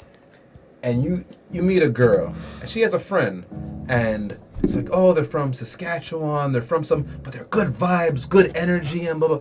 You ever notice when you meet a pair of girls or a trio of girls, and they're not from Montreal, they're just from somewhere else, it almost feels refreshing to meet that new kind of, you know. The Montreal, they move the same. You know, because Montreal is kind of but just not even too far, Saskatchewan, in Canada. But you find yourself, these girls are different. They know how to have fun. Oh, yeah, They're See, that element right there is the market that we're talking about on this podcast, because it's just different enough from our Montreal. We could identify, y'all different. Oh, I met a girl. She was from such and such, such and such. Good vibe, good vibe. You ever notice you're that excited? It's not Montreal. Oh, yeah. It's a little something different. Yeah. It's because they place more priority on personable stuff. That's fair. On being humane, and I think that a lot of Montreals are searching for that. But when you're in your own city and you're searching for something, if you're going around in a circle, I mean, you get new territories, but once you come back to the top of the circle, you're seeing the same shit. I definitely find there's a vanity to Montreal. Like, often the number one conversation anecdotally about rappers and who's good, it's views comes before sound quality, 100%. before like concepts. Like, one thing I don't think people are aware of is you can pick a lane of hip hop, and there's at least 10 guys that are good enough to go pro in the city in every lane of hip hop that you can think of. That's a fact. Because Okay. No. I'm saying there's in the English scene alone at least 2,000 active rappers. All right, 2,000 of us in just the English. That's not including the bilinguals and the Franco scene. Yeah. And that's.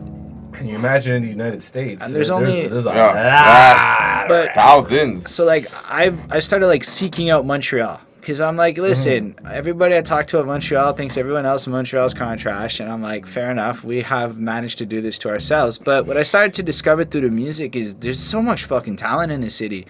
I'll be honest, y'all I haven't found a lot of guys in your lane, but it isn't the lane I seek out the most. But in general, like, the more I talk to people, the more I meet people, the more I just see how much talent there is here. But then when you get to the people, and I'm talking even still the rappers, as people now, we've dropped the MC lift. We're like, who's got numbers? Who's got this? Nate Hustler's doing good because he got numbers. I'm like, that's all right. Jelly is an okay song. I mean, I don't know if you heard the new Nate Hustler tune. It's an okay song. It's not my cup I know of tea. Nate, but like he's not. People call him the great legend, whatever, because he got some tracks that got numbers. And he got some tour opportunities and went to some places. And I'm like, that's no disrespect to the man. No, I heard his St. Catherine song is a fucking banger. Yes, he has bangers up in there. But I've heard it. I'm just saying that, like, inherently, that's why people seem to care about him more than the quality. I've never heard somebody go, Nate Hustler's got great sounding music. And this is sad because most people are going, Nate Hustler's making big moves. And I feel like right there is the symptom of like what you're describing here. It's not like because St. Catharines is an amazing track. Following numbers, and unfortunately, from Canada, I love my country, I love my city, but we follow the trends of the United States. It's what we do. Heavy. Toronto is a little bit more Americanized than Montreal. A little bit more. They're more American. You're right. They're more American. Come on. They're more American. I don't know, actually. As a Montrealer, it's like you chase that Toronto.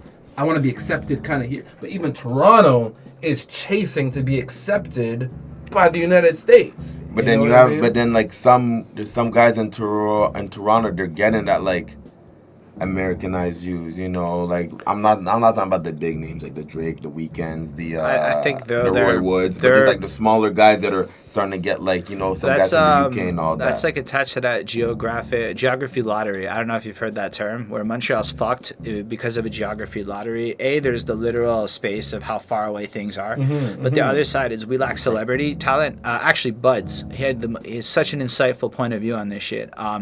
He was like, look, you go to LA.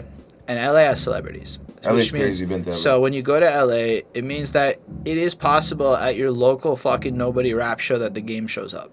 And this shit happens all the time because these guys are just there. They're part of the scene. So you, as a average fan, almost are incentivized to go digging into these clubs and shit because there's going to be star power. There's going to be even mid-tier guys who are working with the big names. Unfortunately for Montreal, we, at least on the English side, are like lacking it. Like, look, there's some names that have done things. Like I found out Shades of Culture open for fucking Backstreet Boys back in like the late 90s, early 2000s. Like you hear something like that and you're like, that's fucking huge. But I didn't even know about that till last year. And like you start digging through the annals and you're seeing a bunch of people did stuff, but it's all like buried and it's all like gone. And I don't know. I don't even remember exactly where I was going with this, but I had to say, like, I just think that we lack a lot of the star power to bring that organic buzz that other locations might have. And I think that people see LA popping and they see New York popping, and so they try to copy the sounds. Or Atlanta's another one. These are all places that have star power. Chicago too. They have institutions and they have so many celebrities that like it's impossible. Montreal, we have a couple of names from back in the day and some Franco artists who are now popping off. Like, don't get me wrong, the French side of the scene is doing some interesting shits, but I'm an Anglo artist, so I'm a lot more invested in the English side of the scene, where I don't even know if it's about the sound, but you're right. I find a lot of people do copy it. But what Drake and them did in Toronto was kind of paved this American gateway. So now that has brought some star power into Toronto. So there is these bigger names. Like there's like at least 7-8 guys now from Toronto that are so famous that Americans know who they are. They chart. But you know what? To break the floodgates. But you know what it is too is like I find it's the support, and a lot of people can be like, oh man, yo, we're not gonna support your shit if it's whack. And it's like, but you see now you touched up on like on the Montreal, the Franco side of the rap scene. A lot of the French guys here in Montreal, like they're making collabs together. I can't tell you the last time I seen like two English guys, like big names, of a collab. But we see, like I'm following, like maybe me and you were following different guys, because I do listen to the Montreal. I really do. And there's like a few guys here in Montreal that I genuinely do fuck with. I'm like, oh yeah, I could do a feature with you. Like, yo, you're nice. Like I fuck with them like music wise. You know what I mean? Who are some guys that you love? Because it's always good to praise Montrealers. Yo, like on the French side, there's Inima. I fuck with him. What's his name? Forgot his name. You see, I forgot his name. There's my boy Wasu, but he's not a French. He's on the English side. Is it Trey? Trey's nice. Trey's nice. That was what you No, Trey's nice. I forgot the name. I'm gonna get the name. Which one's to me. Trey? But there's Trey Lamont, R&B guy. You know, even Millie. Yeah, I don't know, Millie, come out of retirement. I don't know if he still rap, but Millie nice too. Bro. Come out. Yo, my boy Wasu, like, he put me on a feature on his tape. Yo, I went on a few shows with him. Like, he held it down. Novocaine. Yo, Novocaine. There's my boy Rain, but he's out there in Ottawa now. Like, yo, that's a young boy. He's coming up too. Shout out my boy Tiggins. Shout out to Grizz from Riverside. He was supposed to be on Third Quarter on Impromptu Sessions Volume 1, Hybrid R&B, the first song. But just schedule conflicts, it just didn't end up happening. But the intention was super good, just to be able to connect with people that want to push the culture forward. Sometimes there's something that needs to be said about that versus if it actually happens. So respect. Shout out to Chris. I mean, I can assure you that part of what I'm trying to do with this interview series is to meet all the people that are attitude-wise dope. It's not necessarily talent-wise. Some people, you can just watch the interviews and see it for yourself. You can see that they're about themselves, and some people are about the city, are about like trying to move stuff forward. So, for sure. And I think that there's this networking issue in Montreal though, and I think it's also related to being busy. When you're on the grind, you're probably extremely busy. You probably don't have a lot of time to go outside of your regular whatevers to go meet the other guys who are just as busy. So it ends up being the people who are out and about are the maybe less busy ones. So that becomes almost the public face of it, where all the really busy ones, and I don't know if that's what it is, but I assume that you guys are grinding hard because you have a crazy amount of music coming out. Go harder. Plus you're 100%. Well, at least in your case, you're a parent, and I'm in my 30s now. The parents have made it fucking clear how fortunate I am to have free time. So I appreciate where you're coming from. Blows my mind how much free time I have sometimes. Like, what? Yeah. When you're a parent, it almost seems like you're not supposed to, but that touches into what we said before about, choose a partner that supports what you do so you don't lose the sense of who you are That's real. That's really well said. So that's a great way to tie it into like a real life example. But yeah, so I just think it might be that. So what I'm trying to do is meet y'all so we can form like a council of, you know, ambitious people with a collective desire to work together and, you know, utilize technology. Like I want to start virtual reality open mics. People don't need VR headsets to perform in VR. You just need a computer.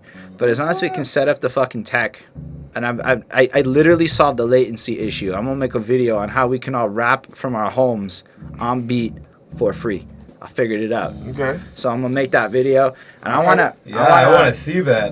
But then it's like even then. So let's say whatever. Maybe you can't spit out your room, but y'all can come through here, do a fucking set to the internet. Why the fuck not? Let's just get to the root of the problem. Why can't they spit out of the room? Why?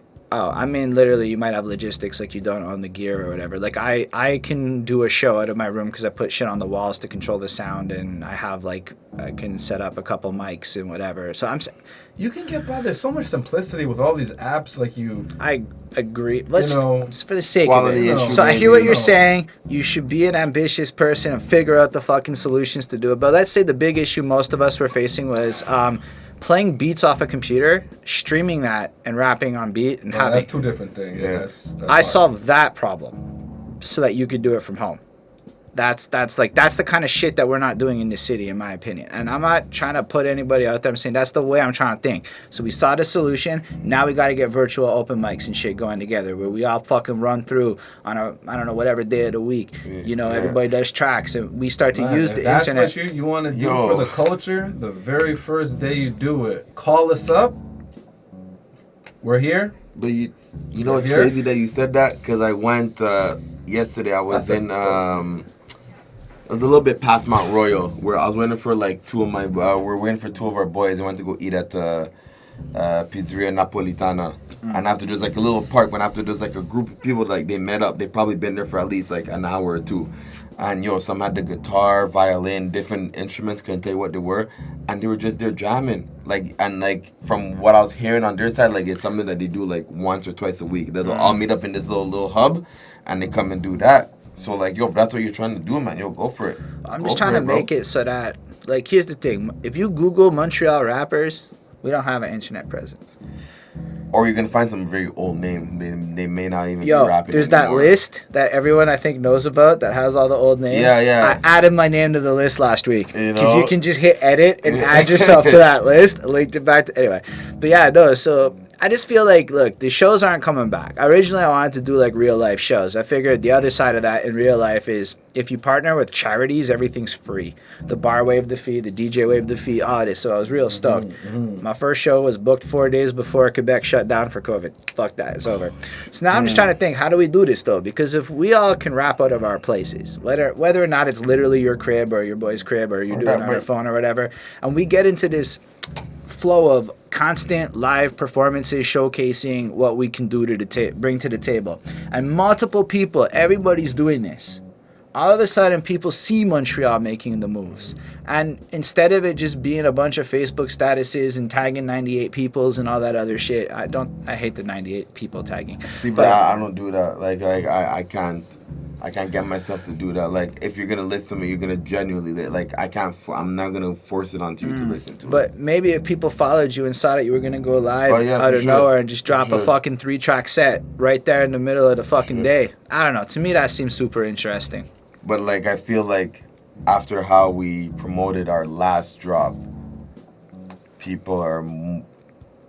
On my end, anyways, they're taking it more into like, okay, when this guy, if he posts something music related, I'll go check it out. And then imagine you can go live and then fucking interact with them, or then move it to Twitch, make a Twitch channel where it's anyway. This is just me dreaming big, but I'm glad to know that y'all are the types that are like on board with the directions of where all this is going. That's super encouraging. I'm always with like, I enjoy like those guys that I named you, the rappers there from Montreal, like. I'm so like, to me, like collabing is like one of the most like, to me it's fun, like for like, I can make a song by myself, that's cool. I could drop a solo album, it's cool. Jay could drop a solo album, it's cool. But like collabing, like you're getting like two different people song, like to me, like that's one of like, to me, like that's, you're getting two different audiences too, like it's amazing. It's amazing.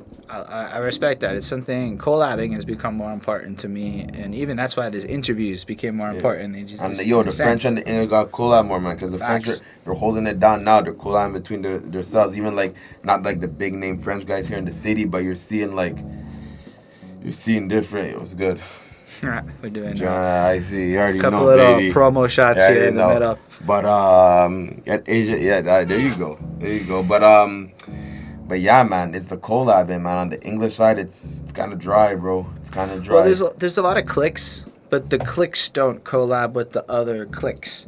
So like I'm coming to see there's different squads like OTR as an example, a bunch of dudes there. They Okay. collab within themselves, and it's tight. But I seen But then- I seen your video there with the guy from I don't know his name, not Big, the guy before Biggs. You had a guy there. He had the OTR jersey. Crazy Ace. Yeah, that's it. Yeah, seen him. I watch your interview there. That's fresh. That's a dope one, man. That's a dope one. I enjoyed talking to him, but yeah, like their crew, whatever, their collectives, and then the battle rap guys or the DMS squad, they all know each other and do their shit. But I'm starting to see that there's just click after click after squad, and we're not working with each other. It's almost like everyone is squatted up a little bit in some regards, but didn't realize that. Like, we need a network of a couple hundred people collectively working together if we're going to effectively pull off. Because I call it the middle class tier. Like, everyone's trying to be the upper class guy. Class, yeah. And currently, we're all in the lower class. Like, just what it is. If shows can't fill out more than 50, 60 people, Yeah. then you're in, or everybody's in the lower class. So we need that middle class. We need that next level. We Next need to level, have, like, exactly. a group of Exactly. people that can cycle in and fill Belmont over and over and over again There to you go. get to that next level. They say it takes a village to raise a child. You know, it takes a village to support each other as well. Same dynamic. Nah, respect. That's well said. I'm not gonna lie. I know that you told me that you have some places that you wanted to be for like 8:30. It's now 7:57. Yo, over on this. you run it, bro. I'm just saying. That's the time right now, 77. That's why I'm just trying to be Oh, good. courteous of Nah, but everything. if we got more, run it, dog. Just run it. I was curious about the quality because the fourth quarter video quality is next level, and I just had to give you that compliment there. Respect.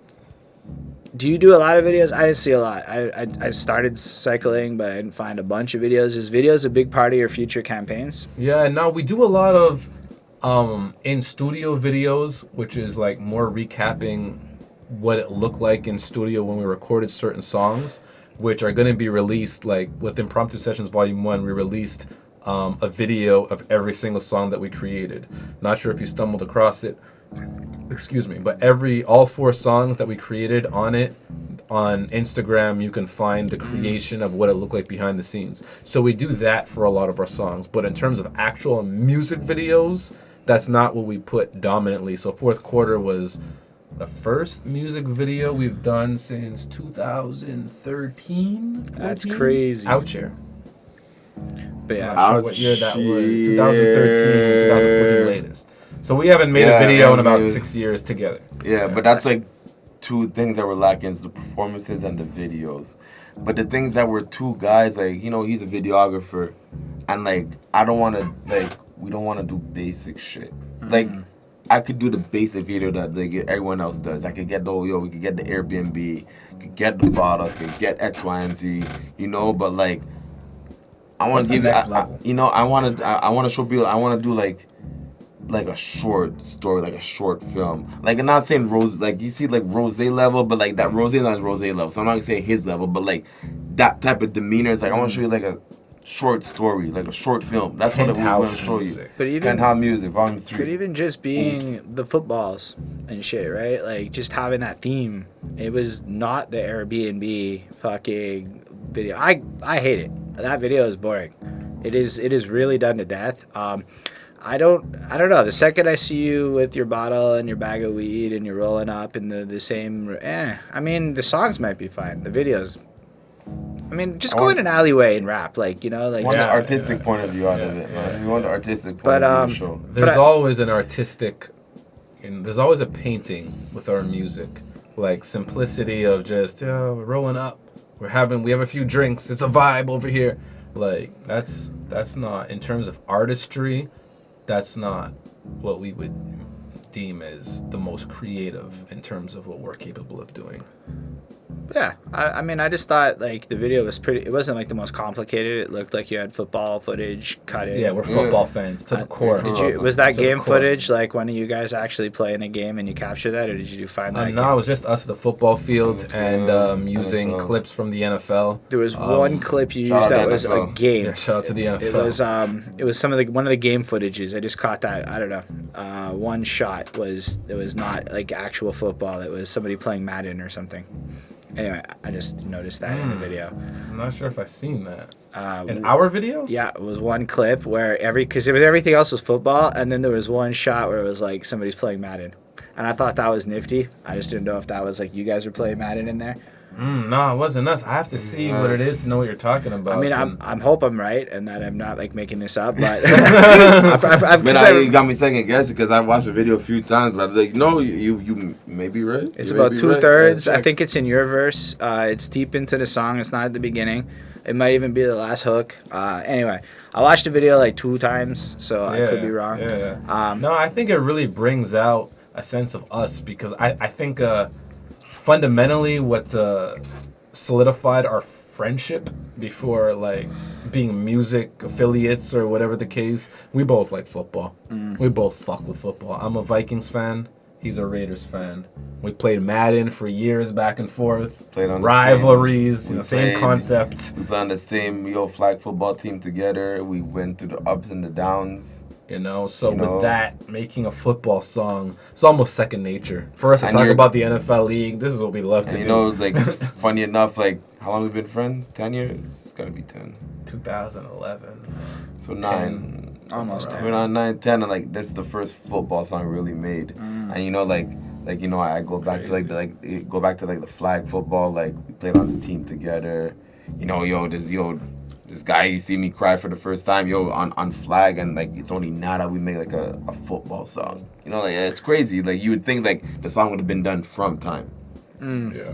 2020, the song finally gets done in football. Shout out to Nate Burleson. Shout out Nate, give us a chance. I'm looking at you in the camera Come right on, now. Nate. I see you Fourth on your quarter, good morning what's for going on? yo. What's going on, Nate? What's going on? That's all we're gonna say. What's going on, Nate? So, when does your next thing drop? Is there a volume 2 for the? You want to say that, or am I gonna say that? Impromptu Sessions Volume 2 is dropping next Friday. Next Friday. That is very. I'm actually excited Shit, for what that. day is it today? I didn't even know it was a Today week. is the I don't 17th. even know my own stuff be dropping. That's when you know the cycle's working nice. Impromptu Sessions Volume 2 Trap House Music Trap house music. Nice. is dropping on September 25th.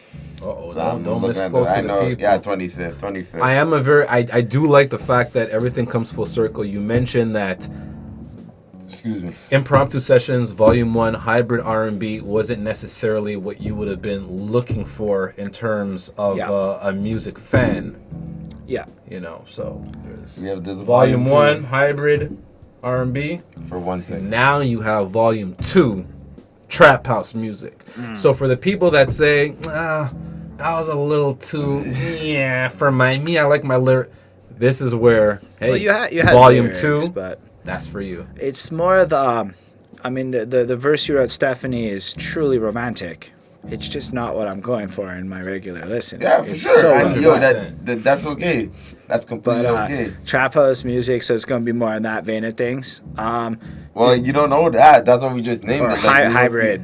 I'm gonna assume there's a hybrid element to everything you guys are gonna do. Wait then. till the That's a 25th. good assumption. Yeah, Without that's giving it. too Yeah, much away, yeah, that's a you know, very that's good good. All assumption. right. Is it gonna be another 4 tracks? Is it gonna 4 be tracks. longer? 4 tracks. 4 tracks. And So it's- already fourth quarter is gonna be on it. So there's 3 other tracks. All right. Yeah. Is there a volume 3, or is this gonna be like a thing you just keep running? And you're like, okay, boom bap. See, that's the beauty of everybody. When you make music, the luxury is the actual album that we're building to is already finished.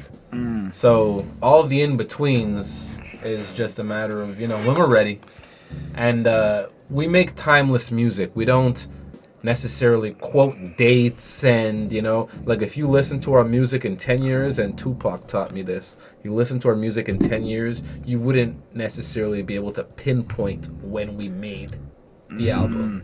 because it's timeless music, or we strive for it to be timeless music, which I do believe is timeless music. Yes. That's ironic because Tupac has some seriously not timeless music. In terms of the people he has some amazingly timeless pieces, but then he's also got so many tracks where he name drops people that puts it right back in the middle of the 90s that it's interesting to hear that Tupac said that to me, because I mean I haven't gone through all of his catalog. I'm not like the Cops give a damn about a Negro, pull a trigger, kill a nigga, he's a hero. 2 shots in the dark, who the hell cares? Yes. 1 less hungry mouth on the welfare. See, I was thinking everything we are living in right now. Big Look facts. in the camera. Shout out Tupac. I was thinking Dolores Tucker, you's a motherfucker, and then all the name drops he was doing like that. I'm like, so I'm just saying, for me, it's like it's interesting. But I did notice what you're talking about in your music, because when you said it, there's not like a lot of like it's like specific locations to memes, or like if you were to like, I don't know, like make a bunch of, like you did drop a couple COVID bars. Yeah, sure, for this sessions tape, whatever, it could like pinpoint it to the era. 100%. But at the same time, it's still pretty general because COVID could end up being like 20 years for all you know. Because music is like a bookmark. It always marks time. So when you listen to the music, it should always bring you back to a time. However, what the artist is saying, if they're saying something of value, then the knowledge that they're giving you should be timeless. I think I see what you're saying. Say. In that regard, yeah, okay. Just to be clear, I think Tupac's music is pretty incredible, timeless, and the guy deserves all the accolades. I've said things about Tupac. I got in trouble one time, big trouble. Oh, they came after you. Big time. Big time.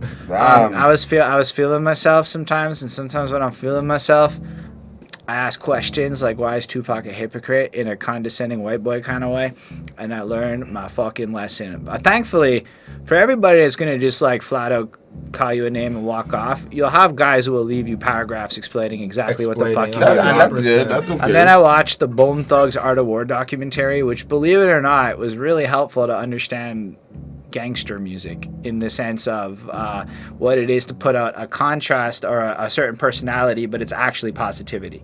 It's actually about betterment. Over time I started, and then it's like I look back into it like, okay, that's real cool. But I don't. But it's always what you take out of it, right? Like I quoted lyrics from Tupac.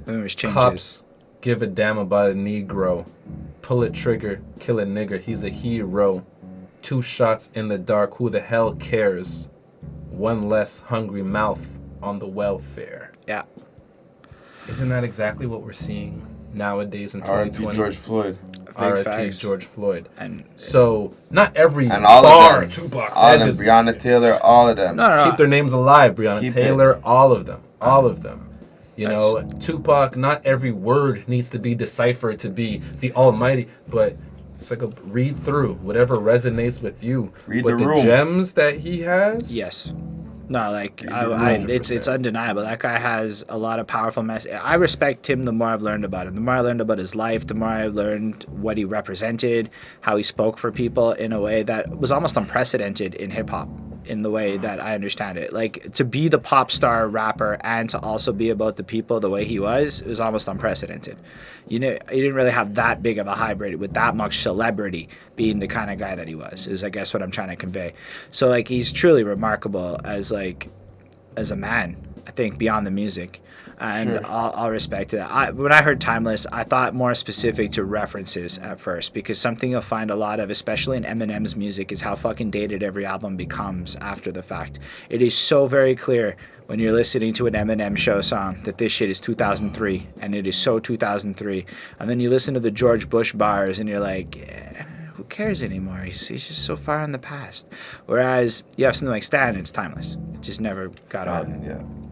In that regard, that's kind of, I guess, where I was at in my head. But your music actually does fall a lot into that timelessness of it all. Sing for the moment, Eminem. Oh my hard, gosh. yeah. Third verse especially. That shit, I was like 13. Timeless music. That Absolutely. right there is what I call timeless music. But I could not say that the whole album comes up. The whole album is incredible. That is my That's favorite why you gotta Eminem decipher album. what, you know, it's like a book. Not every line in a 300-page book might hit you, but when you look at the overall substance after reading the book, you know, Sing for the Moment, I think, is a very good depiction of what music does to you when it can alter moods and talk to you.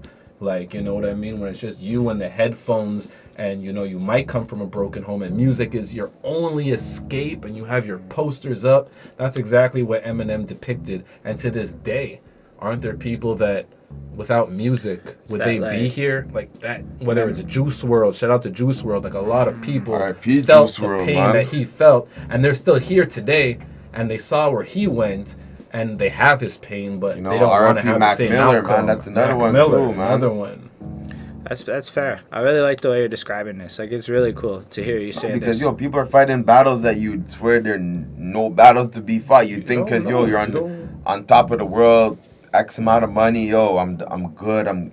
But yo, everyone got their demons to fight. Everyone got some bones in the closet, and it's just unfortunate, bro. Like I said, R.I.P. to those guys, Juice WRLD, Mac.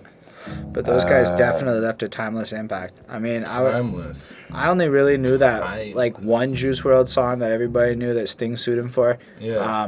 But yo, it hit so hard. PTSD. But yo, he was telling you, yo, Juice WRLD, in his songs, he was Juice telling you WRLD what was told you going on. everything. He was Told telling you you what was going Everything. Everything. But people were just taking it I as got like, chills right now, like, you know? told you everything. He was going through something. Yeah. He cried out. And some people could only cry out through the music. They can't, you know, I can't talk to you and yo, I'll cry out to you. No, I'm gonna cry out through the music. And I even gotten that, like, on Dua Lipa's, if you listen to Quaaludes, that's, I do listen you to know, in my Quaaludes. solo song, like, after people came like, yo, okay, because I'm talking about, like, drugs, pills, and shit like that. And then be like, when I told them straight up, I'm like, no, like, did I do those stuff? Yes, but am I doing no? I'm just rapping about, like, someone that's in that state of mind, you know, but I'm not going through that anymore, or like that's it, you know what I mean? But like people came on and be like, yo man, you're really going through all that stuff? Like Speak people the came experience. up. Yeah, I have to speak the experience. That's great because you listen to the song, you're like, yo, this guy, yo, you popping pills, you going crazy, like what's wrong with you? You know what I mean?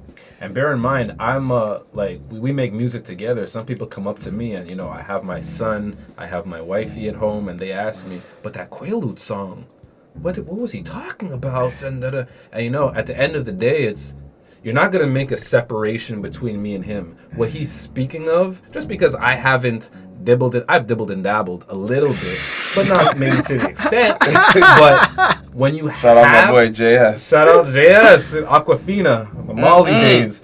You know, not me anymore. But when you could speak that language, It's fair. it's like you can understand what people are going through. Not everybody that pops a Molly is a shithole that deserves to be thrown in jail for If that's 2 months until they get a trial date just because you tried a Molly and you got caught. Like, no. You tried something. I guess that happens. You I've know? tried Molly and never had cops around, but I never really thought of it, the actual But jail implications of it. think about the 'cause- person that tries it, and for whatever reason that wasn't the right day, they get arrested now. Fuck it. They have to wait for a trial. They're just in a holding time. They're doing double their time. Fair enough. But then they eventually got to go to court. And then for what? Because you want to try something?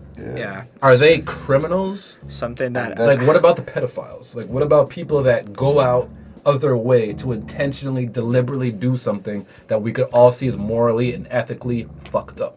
So Who's the criminal? I have a question then related to all of this. So I Are can you relate gonna to it. are you Go gonna ahead. bring this kind of political energy to your music?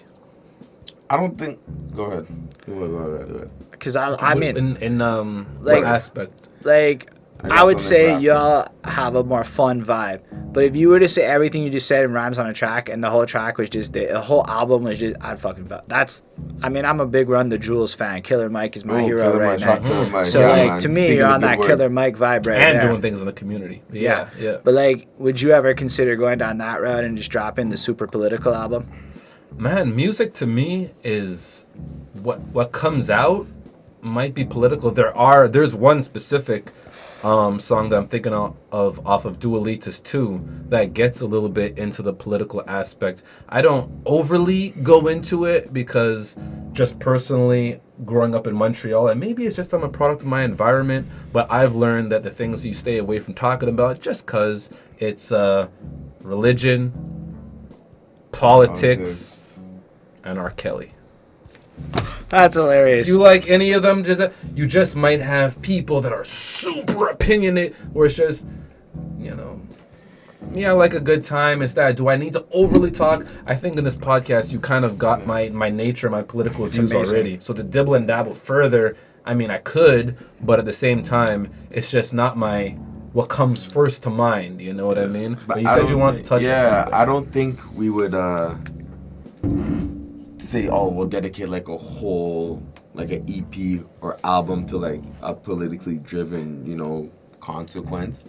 But in terms of like, like we always talk about like what kind of songs we're gonna drop, like especially like for our albums, like Dua Lipa's too. Like we're gonna talk like what do we want. We're not just gonna make it like centric on one specific like vibe genre. Like we're gonna try to touch on everything, so like you could get a little bit of everything from us.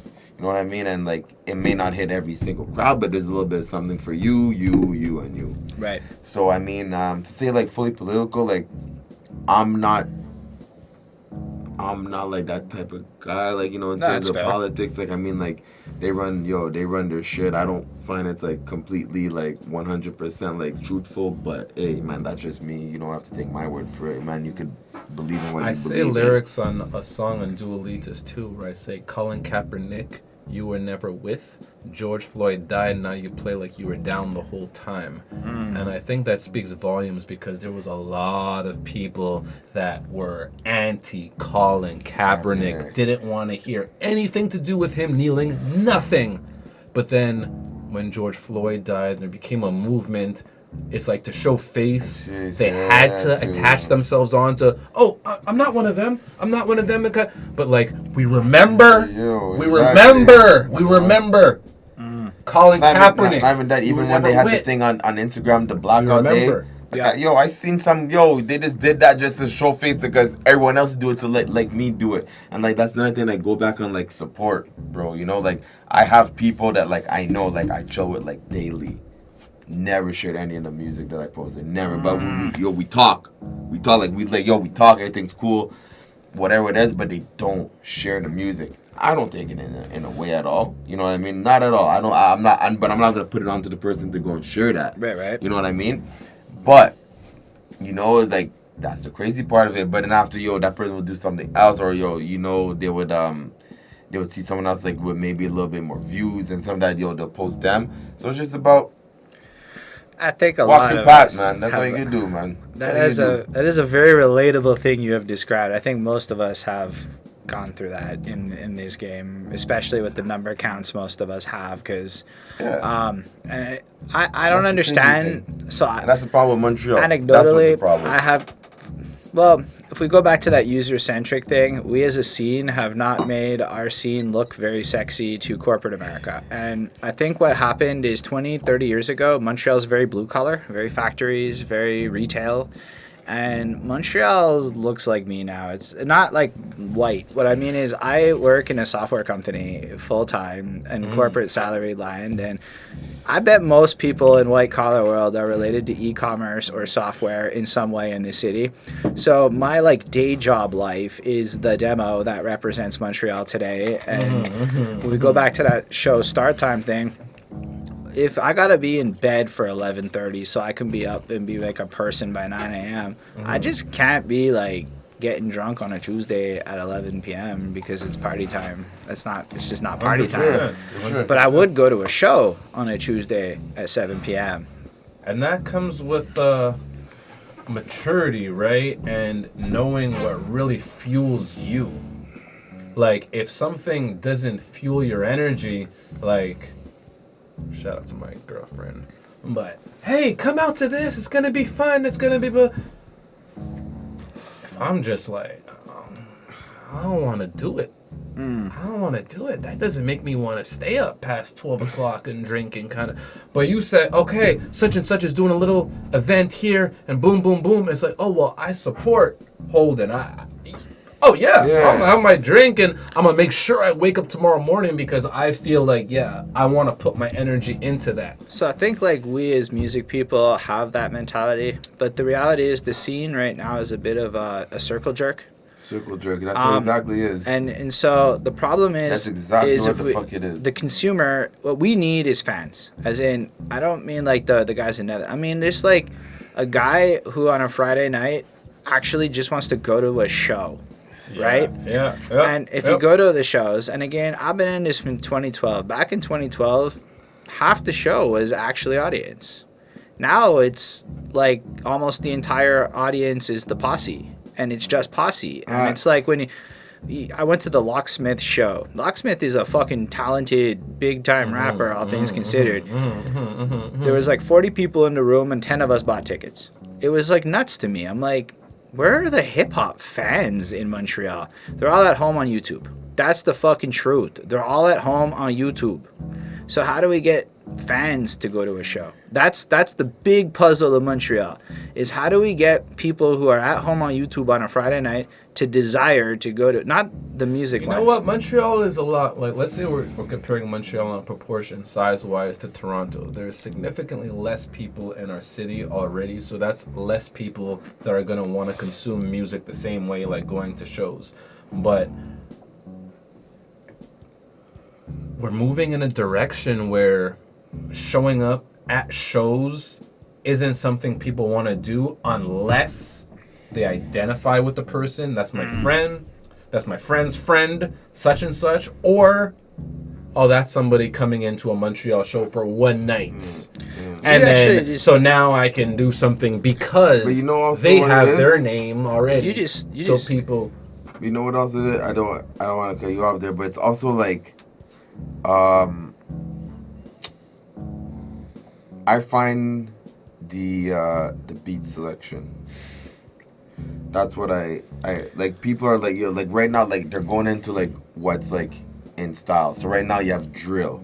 Like, cause remember a few years ago it was that Atlanta trap. Before was that with that South. You know what I mean? Before was that New York, but now it's that drill, that UK drill, that NY drill. If you're not doing that, people are like, yo, man, scratch you. You know, like, and a lot of people like that, but they've grown past it. So they got to pretend like they don't like it, and it becomes a judgmental You know thing. what I mean? So, like, yo, us, when we drop that hybrid R&B, you know, you're showing something different, but like... I think you, like, tapped into something super interesting when you said people come to identify in some way. There's not a lot to identify scene-wise, because that goes back to the idea of individual acts versus the cliques participating with each other.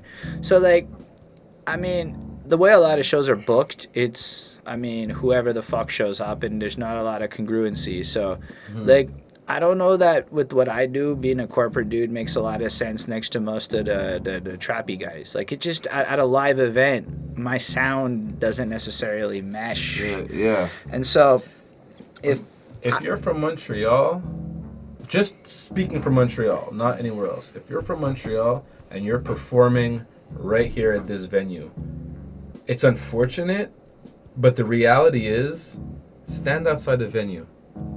With how many people walk by, hi, my name is such and such, and hey, are you into hip hop or R&B? The amount of people that you get into your show off of organic showing who you are, that's smart as fuck, is gonna be more than people that pay in advance to say, okay, that person's at such and such location, etc., etc., etc. But it's how Montreal's structured. So in theory, what we need to do then is there's a lack of videos with crowds. That's actually something I've realized is a big problem. Crabs in a bucket. So when you're like watching the footage that we all post after, it's empty bar after empty bar, and we all post the footage because we're trying to like be like, hey, we're doing shit, right? Yeah, of course. And which is fine. But based on what you just said, man, imagine we were smart about this and we actually employed that and we filled the bar with organics just like that, and we had this every show. Somebody. But see, that's Montreal. Like, Montreal is, in terms of hip hop and music, maybe not the best community. Yeah, maybe not the best community, but in terms of city to live in as a humane individual, culturally, whether you're homosexual, bisexual, there's a lot of people that love to come to Montreal. I have a friend that works for the WWE. And straight up. Yeah, straight up. That's cool. Harvey Whippleman, shout out Bruno, downtown Bruno Lauer. He says that his favorite places to come in the world are Seattle, Montreal, Toronto. He doesn't know where to mesh them. He puts Montreal because I'm here. You know what I mean? But Seattle, those are he goes everywhere in the world. But there's something about, from a tourist point of view, Montreal brings a certain element to you, but that's not the music. scene. So I'm like really focused, I guess, on how to solve this problem. I work in software, so I think about it from like user-centric point of view, like how QA works, all these different things. And I've talked to a lot of people. I talk to fans, and I think at the end of the day, what needs to happen is a bunch of motivated MCs get together with a bunch of fans, not regular fans like our music. Just we need to like create character profiles of who the fuck could show up to the show, and how you were saying Why everybody. did Drake blow up? I don't fully know. I don't know how he went from Degrassi to Wayne. He blew up in Toronto, and he brought a lot of Toronto with him. So to answer your question, it's not a simple format, of course, but somebody in the city needs to stand out and have the same giving nature that Drake has. Drake is a very giving and humane person, and he brings a lot of the people Toronto-wise that were with him to the forefront of where he goes. So it takes somebody breaking that boundary. I see what you're saying there. When Drake did it, now we look at Toronto. Toronto is all-star game in Toronto. Toronto is big money, Championship. big people, tourists, championship, everything, because of Drake and what he brought to it. So, it takes somebody to break those boundaries, and once that person okays it, assuming that person's not like a DICK and isn't like all about me and really wants to give back, then I think it's a similar format, but easier said than done. I completely agree with that. I do think that it does. Before we can get to the breakout star, we need to get to the middle class tier of of candidates. I agree with you. So that's why that's what this interview process is for me. I'm gonna fucking cherry pick who I think the best of the best are at like an attitude level, because talent. Look, you rap for 10 years, you'll be better than 10 years in. Then if you keep going, the talent comes. Like, are you marketable? That is a whole other thing. Like, marketability at a star power level is fucking fascinating. I don't know. Drake is Canadian. I'm Canadian. So I resonate with a lot of things that Drake represents. Sometimes we laugh, sometimes we cry. Slow down, baby. So when he has his tears, that vulnerability, it's almost like a Canadian stereotype that Canadians are a certain way, but at the same time, he always makes sure that he puts people in the forefront, whether it's Odell Beckham, whoever he puts in his videos, it's always, he puts his best foot forward. But that vulnerability, it was like Drake, he understood his country and his environment, and he was able to make something from it. But I don't know if that is the same formula from like somebody from Montreal. But like Drake is one of us. I think what you're saying one of us. About somebody has to rise up and bring people forward and do all of that is absolutely correct. I think we have to agree on who that person is going to be. That's exactly what it is, and for everybody to agree on that one. Yeah, that's hard. That's where Montreal's a tricky thing. Because everyone that has a little bit of views, they're gonna be like, I should be that person, and that's the problem with Montreal. Everyone thinks they're entitled. I actually, I don't know if you know who Basics is. This is the. Yeah, I know Basics. Alex. Yeah. That's my guy. Fucking straight up put it like this. I was on this call, we were talking, and he put it like the mascot symptom. Everyone wants to be Drake, and some people need to recognize they're not gonna be Drake. Like, I don't think Nobody will be Drake. But like, to the level of being that mascot, like, here's the thing. I don't make pop music, so I'm never going to be I'm never going to be the top guy. I could be like a nice 6-figure income underground dude who fucking lives off. Like, that's totally viable for me. At 32 years old, in my current reality, I don't think with what I do, I can be the pop guy. I don't think I can be him. I can be the guy that supports him. And I have to know that role about myself. If I want a place in this city, I have to know I got to kind of be a support role here because of how I lived my life up until this point. And I think a lot of us on the older end need to recognize that. And you guys actually have way more pop marketability than I do, straight up. What you guys are doing could fucking get some virality. No, but don't discredit yourself, because what you're saying is 100% true. 1999, The Rock said, know your role.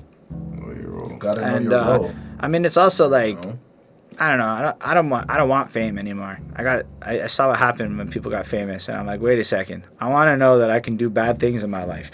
Like, I don't want to do bad hear things, you. That's but I right. want to You gotta know hire someone to I take can care of that. do some bad things in my life if I want to. Like I don't know if you've thought about it, but the fact that you might flirt with a chick one time when you're drunk could lose you $1 million is a scary fucking thought to me. One picture. Taken out of anyway. Scary thought. That shit, I don't know if that's Scary me. thought. That's not. I don't want to be that. I want to be hanging out at the party he's at. I don't want to be in the entourage. You know what it is too, like Yeah. That's some deep stuff you just said right there, because it's a fact. It's a fact. But you know what it is too, like for me, like now that like me and Jay were like at this point in our like quote unquote like rap careers, it's like there's guys in Montreal that I do want to like approach and be like, okay, yo, how do we go about this like collab? But I want to know how they're gonna like receive it, because I don't want to see you like I don't want them to see me coming and be like, yeah, okay, you'll do this, yo, it's this and that. Like no, I'm coming to you as like an artist. You know what I mean? Like, are you gonna come with me like with a little bit of respect, or are you just gonna come and just tell me, okay, yo, it's this price, yo, I'm gonna give you this? Like, no, don't come with me like that. Even though like I don't deserve like, but like I feel like you like, yo, a little bit of like, yo, we're artist to artist, like, yo, okay, let's hash it out so we can make a song together. See, that's my dilemma. That's See, like from the dawn of time, just to push what you say, there's a pecking order. There's always a pecking order in the industry. So certain artists feel like if you ask them, it's almost not like a respect thing. It's more like, well, I've been doing this so much, so I'm at this point of the pecking order. I'm at this point of the pecking order. And I think that in our city needs to be break down. Yeah, that's how I feel it If too. we could help each other and make money together, let's do it. But that whole like pecking order thing needs to just break down. It's like No one out here at the end blew of the up day, musically to that point yet. I literally put that into a track I wrote. Like, Montreal, can I get a little humility since none of us really brought the city up?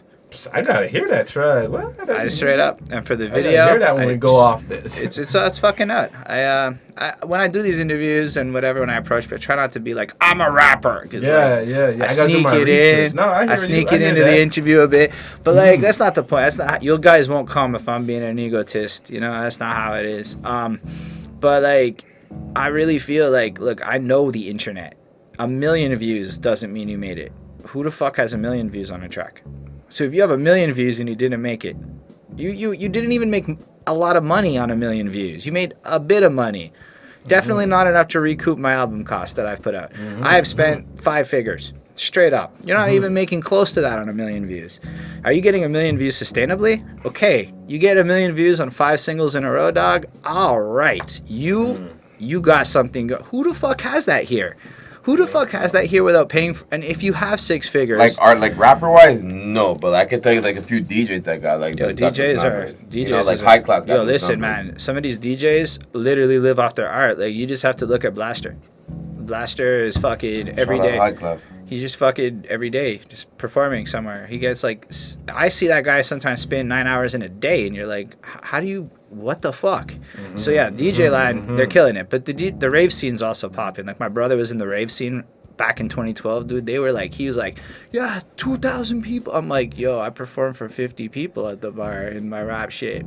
And anyway, that's just kind of, the scenes are like that. But hip hop went pop since then, and that changed a lot. So you know what's actually really crazy? Is a lot of those 40-year-old moms and shit, a lot of people would go to the rap show if we made the rap show different. Sure, bro. Quebec City, y'all got a show for us? Yo, honestly, y'all got a little something for us in Quebec? I asked him if he wanted to go to Quebec City the other day, and he was like, I need something to entice me, maybe a little something. Can you give him a reason to want to go to Quebec City, please? Yeah, all I'm saying is if we can figure out that tour circuit in Quebec, I don't think a lot of the small towns in Quebec give a shit if your art is English. They just want to have something to do on a Friday night. But none of us know the promoters. So, like, there's things we can all do as an Anglo scene if I think we all work together. There, that's a fact. Like, if we all collect, like, you guys are guys I could do business with, is how I see it. And I think at the end of the day, a lot of people don't treat this like a business. I mean, I try not to be corporate with my art. Like, I am a capitalist at heart, but not in my art. My art is pure. This podcast is straight horse shit. all of this, everything about this channel is where I go to like build the branding and the money and all of that. Like this is all meant to go somewhere in that direction. But still, even if you're an artist making art for the sake of art, if you ever want people to listen to it, you have to treat it like a business. Like I have to pay my engineer. It fucking costs money. The beats, I own everything. It costs money to own everything that you produce.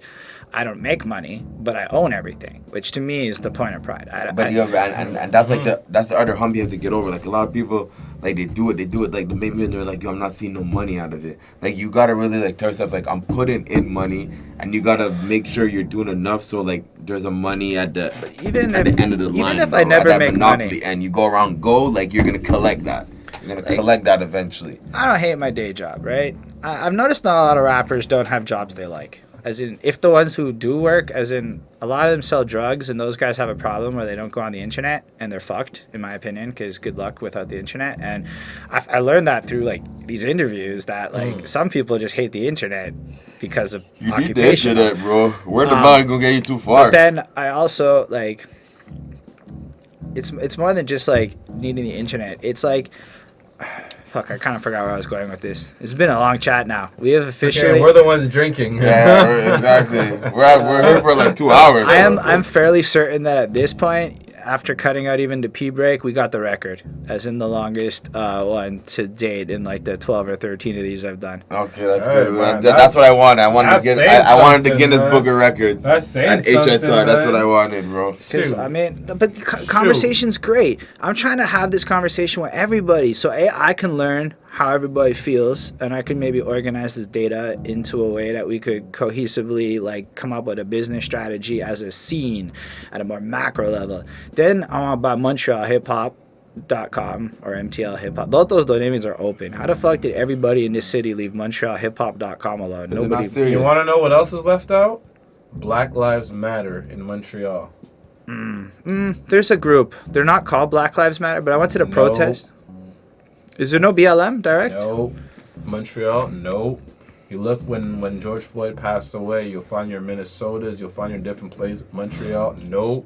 There's one in Toronto. What do you mean no, by? Are you talking about like the official group BLM? Because like we did official like the whole. BLM Montreal. So if you wanna, if I Protest? want my girlfriend to like- sell cakes, for example, and all proceeds are gonna go to Black Lives Matter Montreal. We searched this and we could not donate to Black Lives Matter Montreal There's because some there wasn't one. There's other- only one in Toronto. there's a And group, we were though, well, that- we don't want to donate to Toronto because we're from here. There's this group that set up the protest though. They're I don't remember the French name, but it's like the Young Black League of Quebec or something like that. I don't know where the name is. I can try and find it Yeah, after. But yeah, they held it down and like they set up those protests and I don't know. I went to the protest, so I listened to the people I'm talking. wrong. Black Lives Matter Montreal. No, but there I is searched no- this thoroughly. I wanted to It's donate. not. It's not Black Lives Couldn't do Matter. it. It's just another I group couldn't that donate. is serving the same function. I think. Yeah. You'll see a lot of those. But just to say,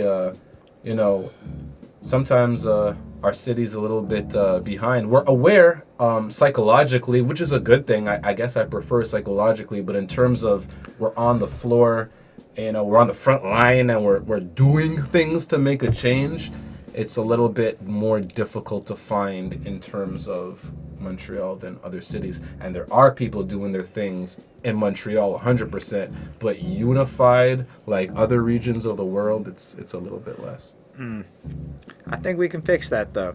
I think what I've seen different this time around, because I mean we've seen several rounds of protesting causes over the years, not all of it related to race, but just different issues. This time, I mean, my Facebook was different. I mean, not to go like super with race with it. I never seen so many white people fight in the battle in my life.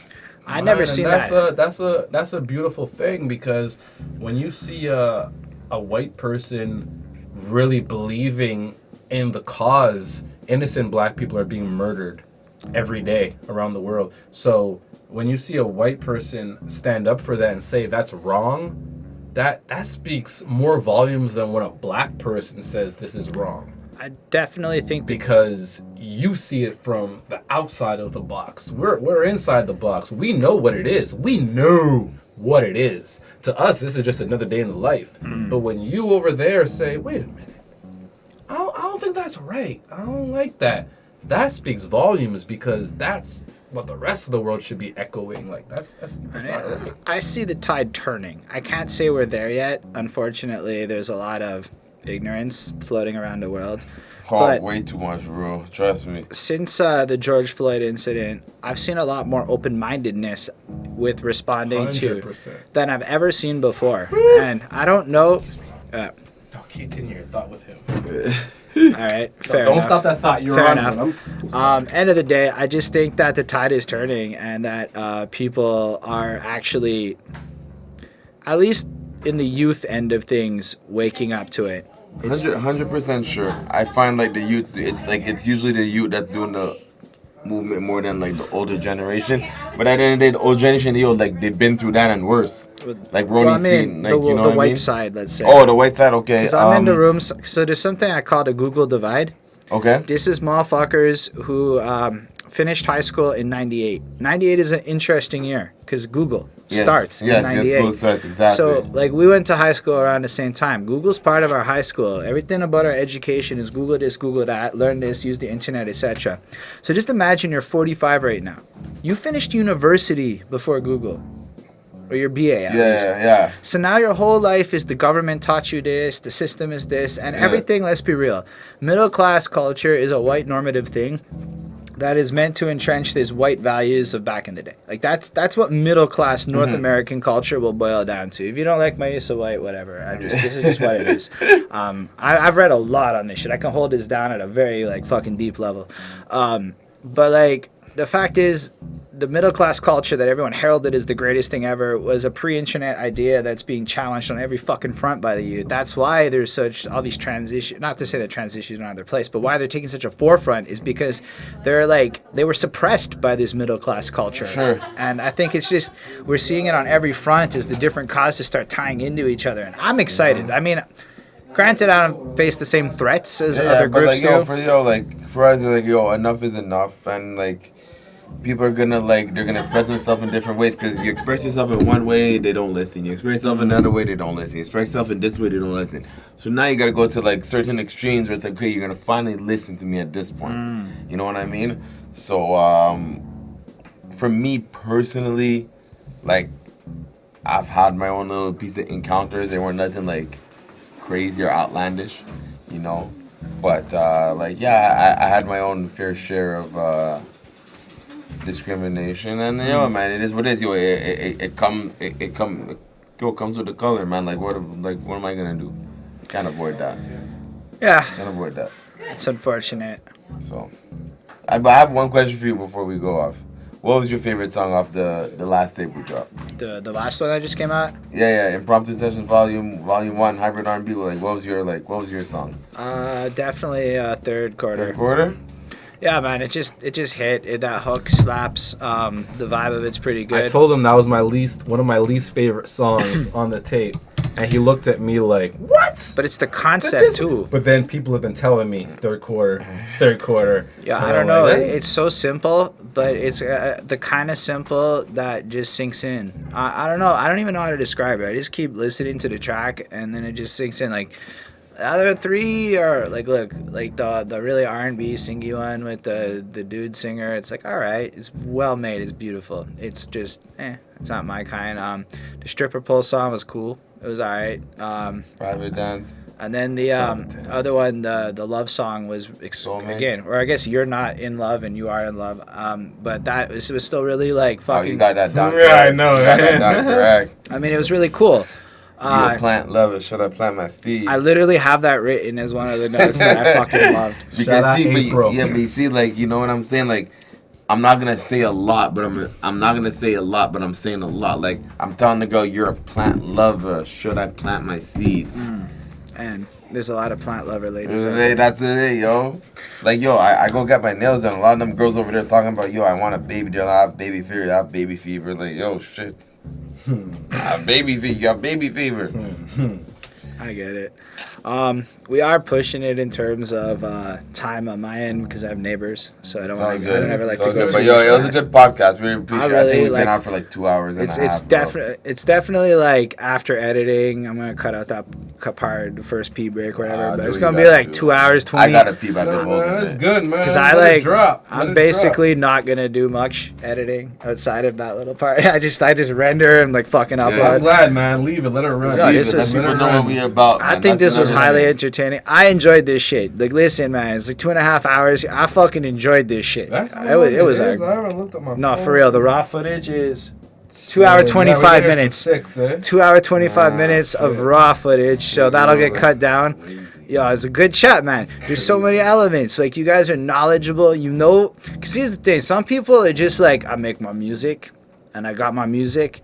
Somebody was like, my manager makes all my decisions. I'm like, okay, we're just not allowed to talk here. sure, Y'all are like, for I got sure. opinions on shit, and that's when it makes an interesting conversation. I'm opinionated, For dude. sure, for That's sure. I want this to be like the DJ Vlad of Montreal.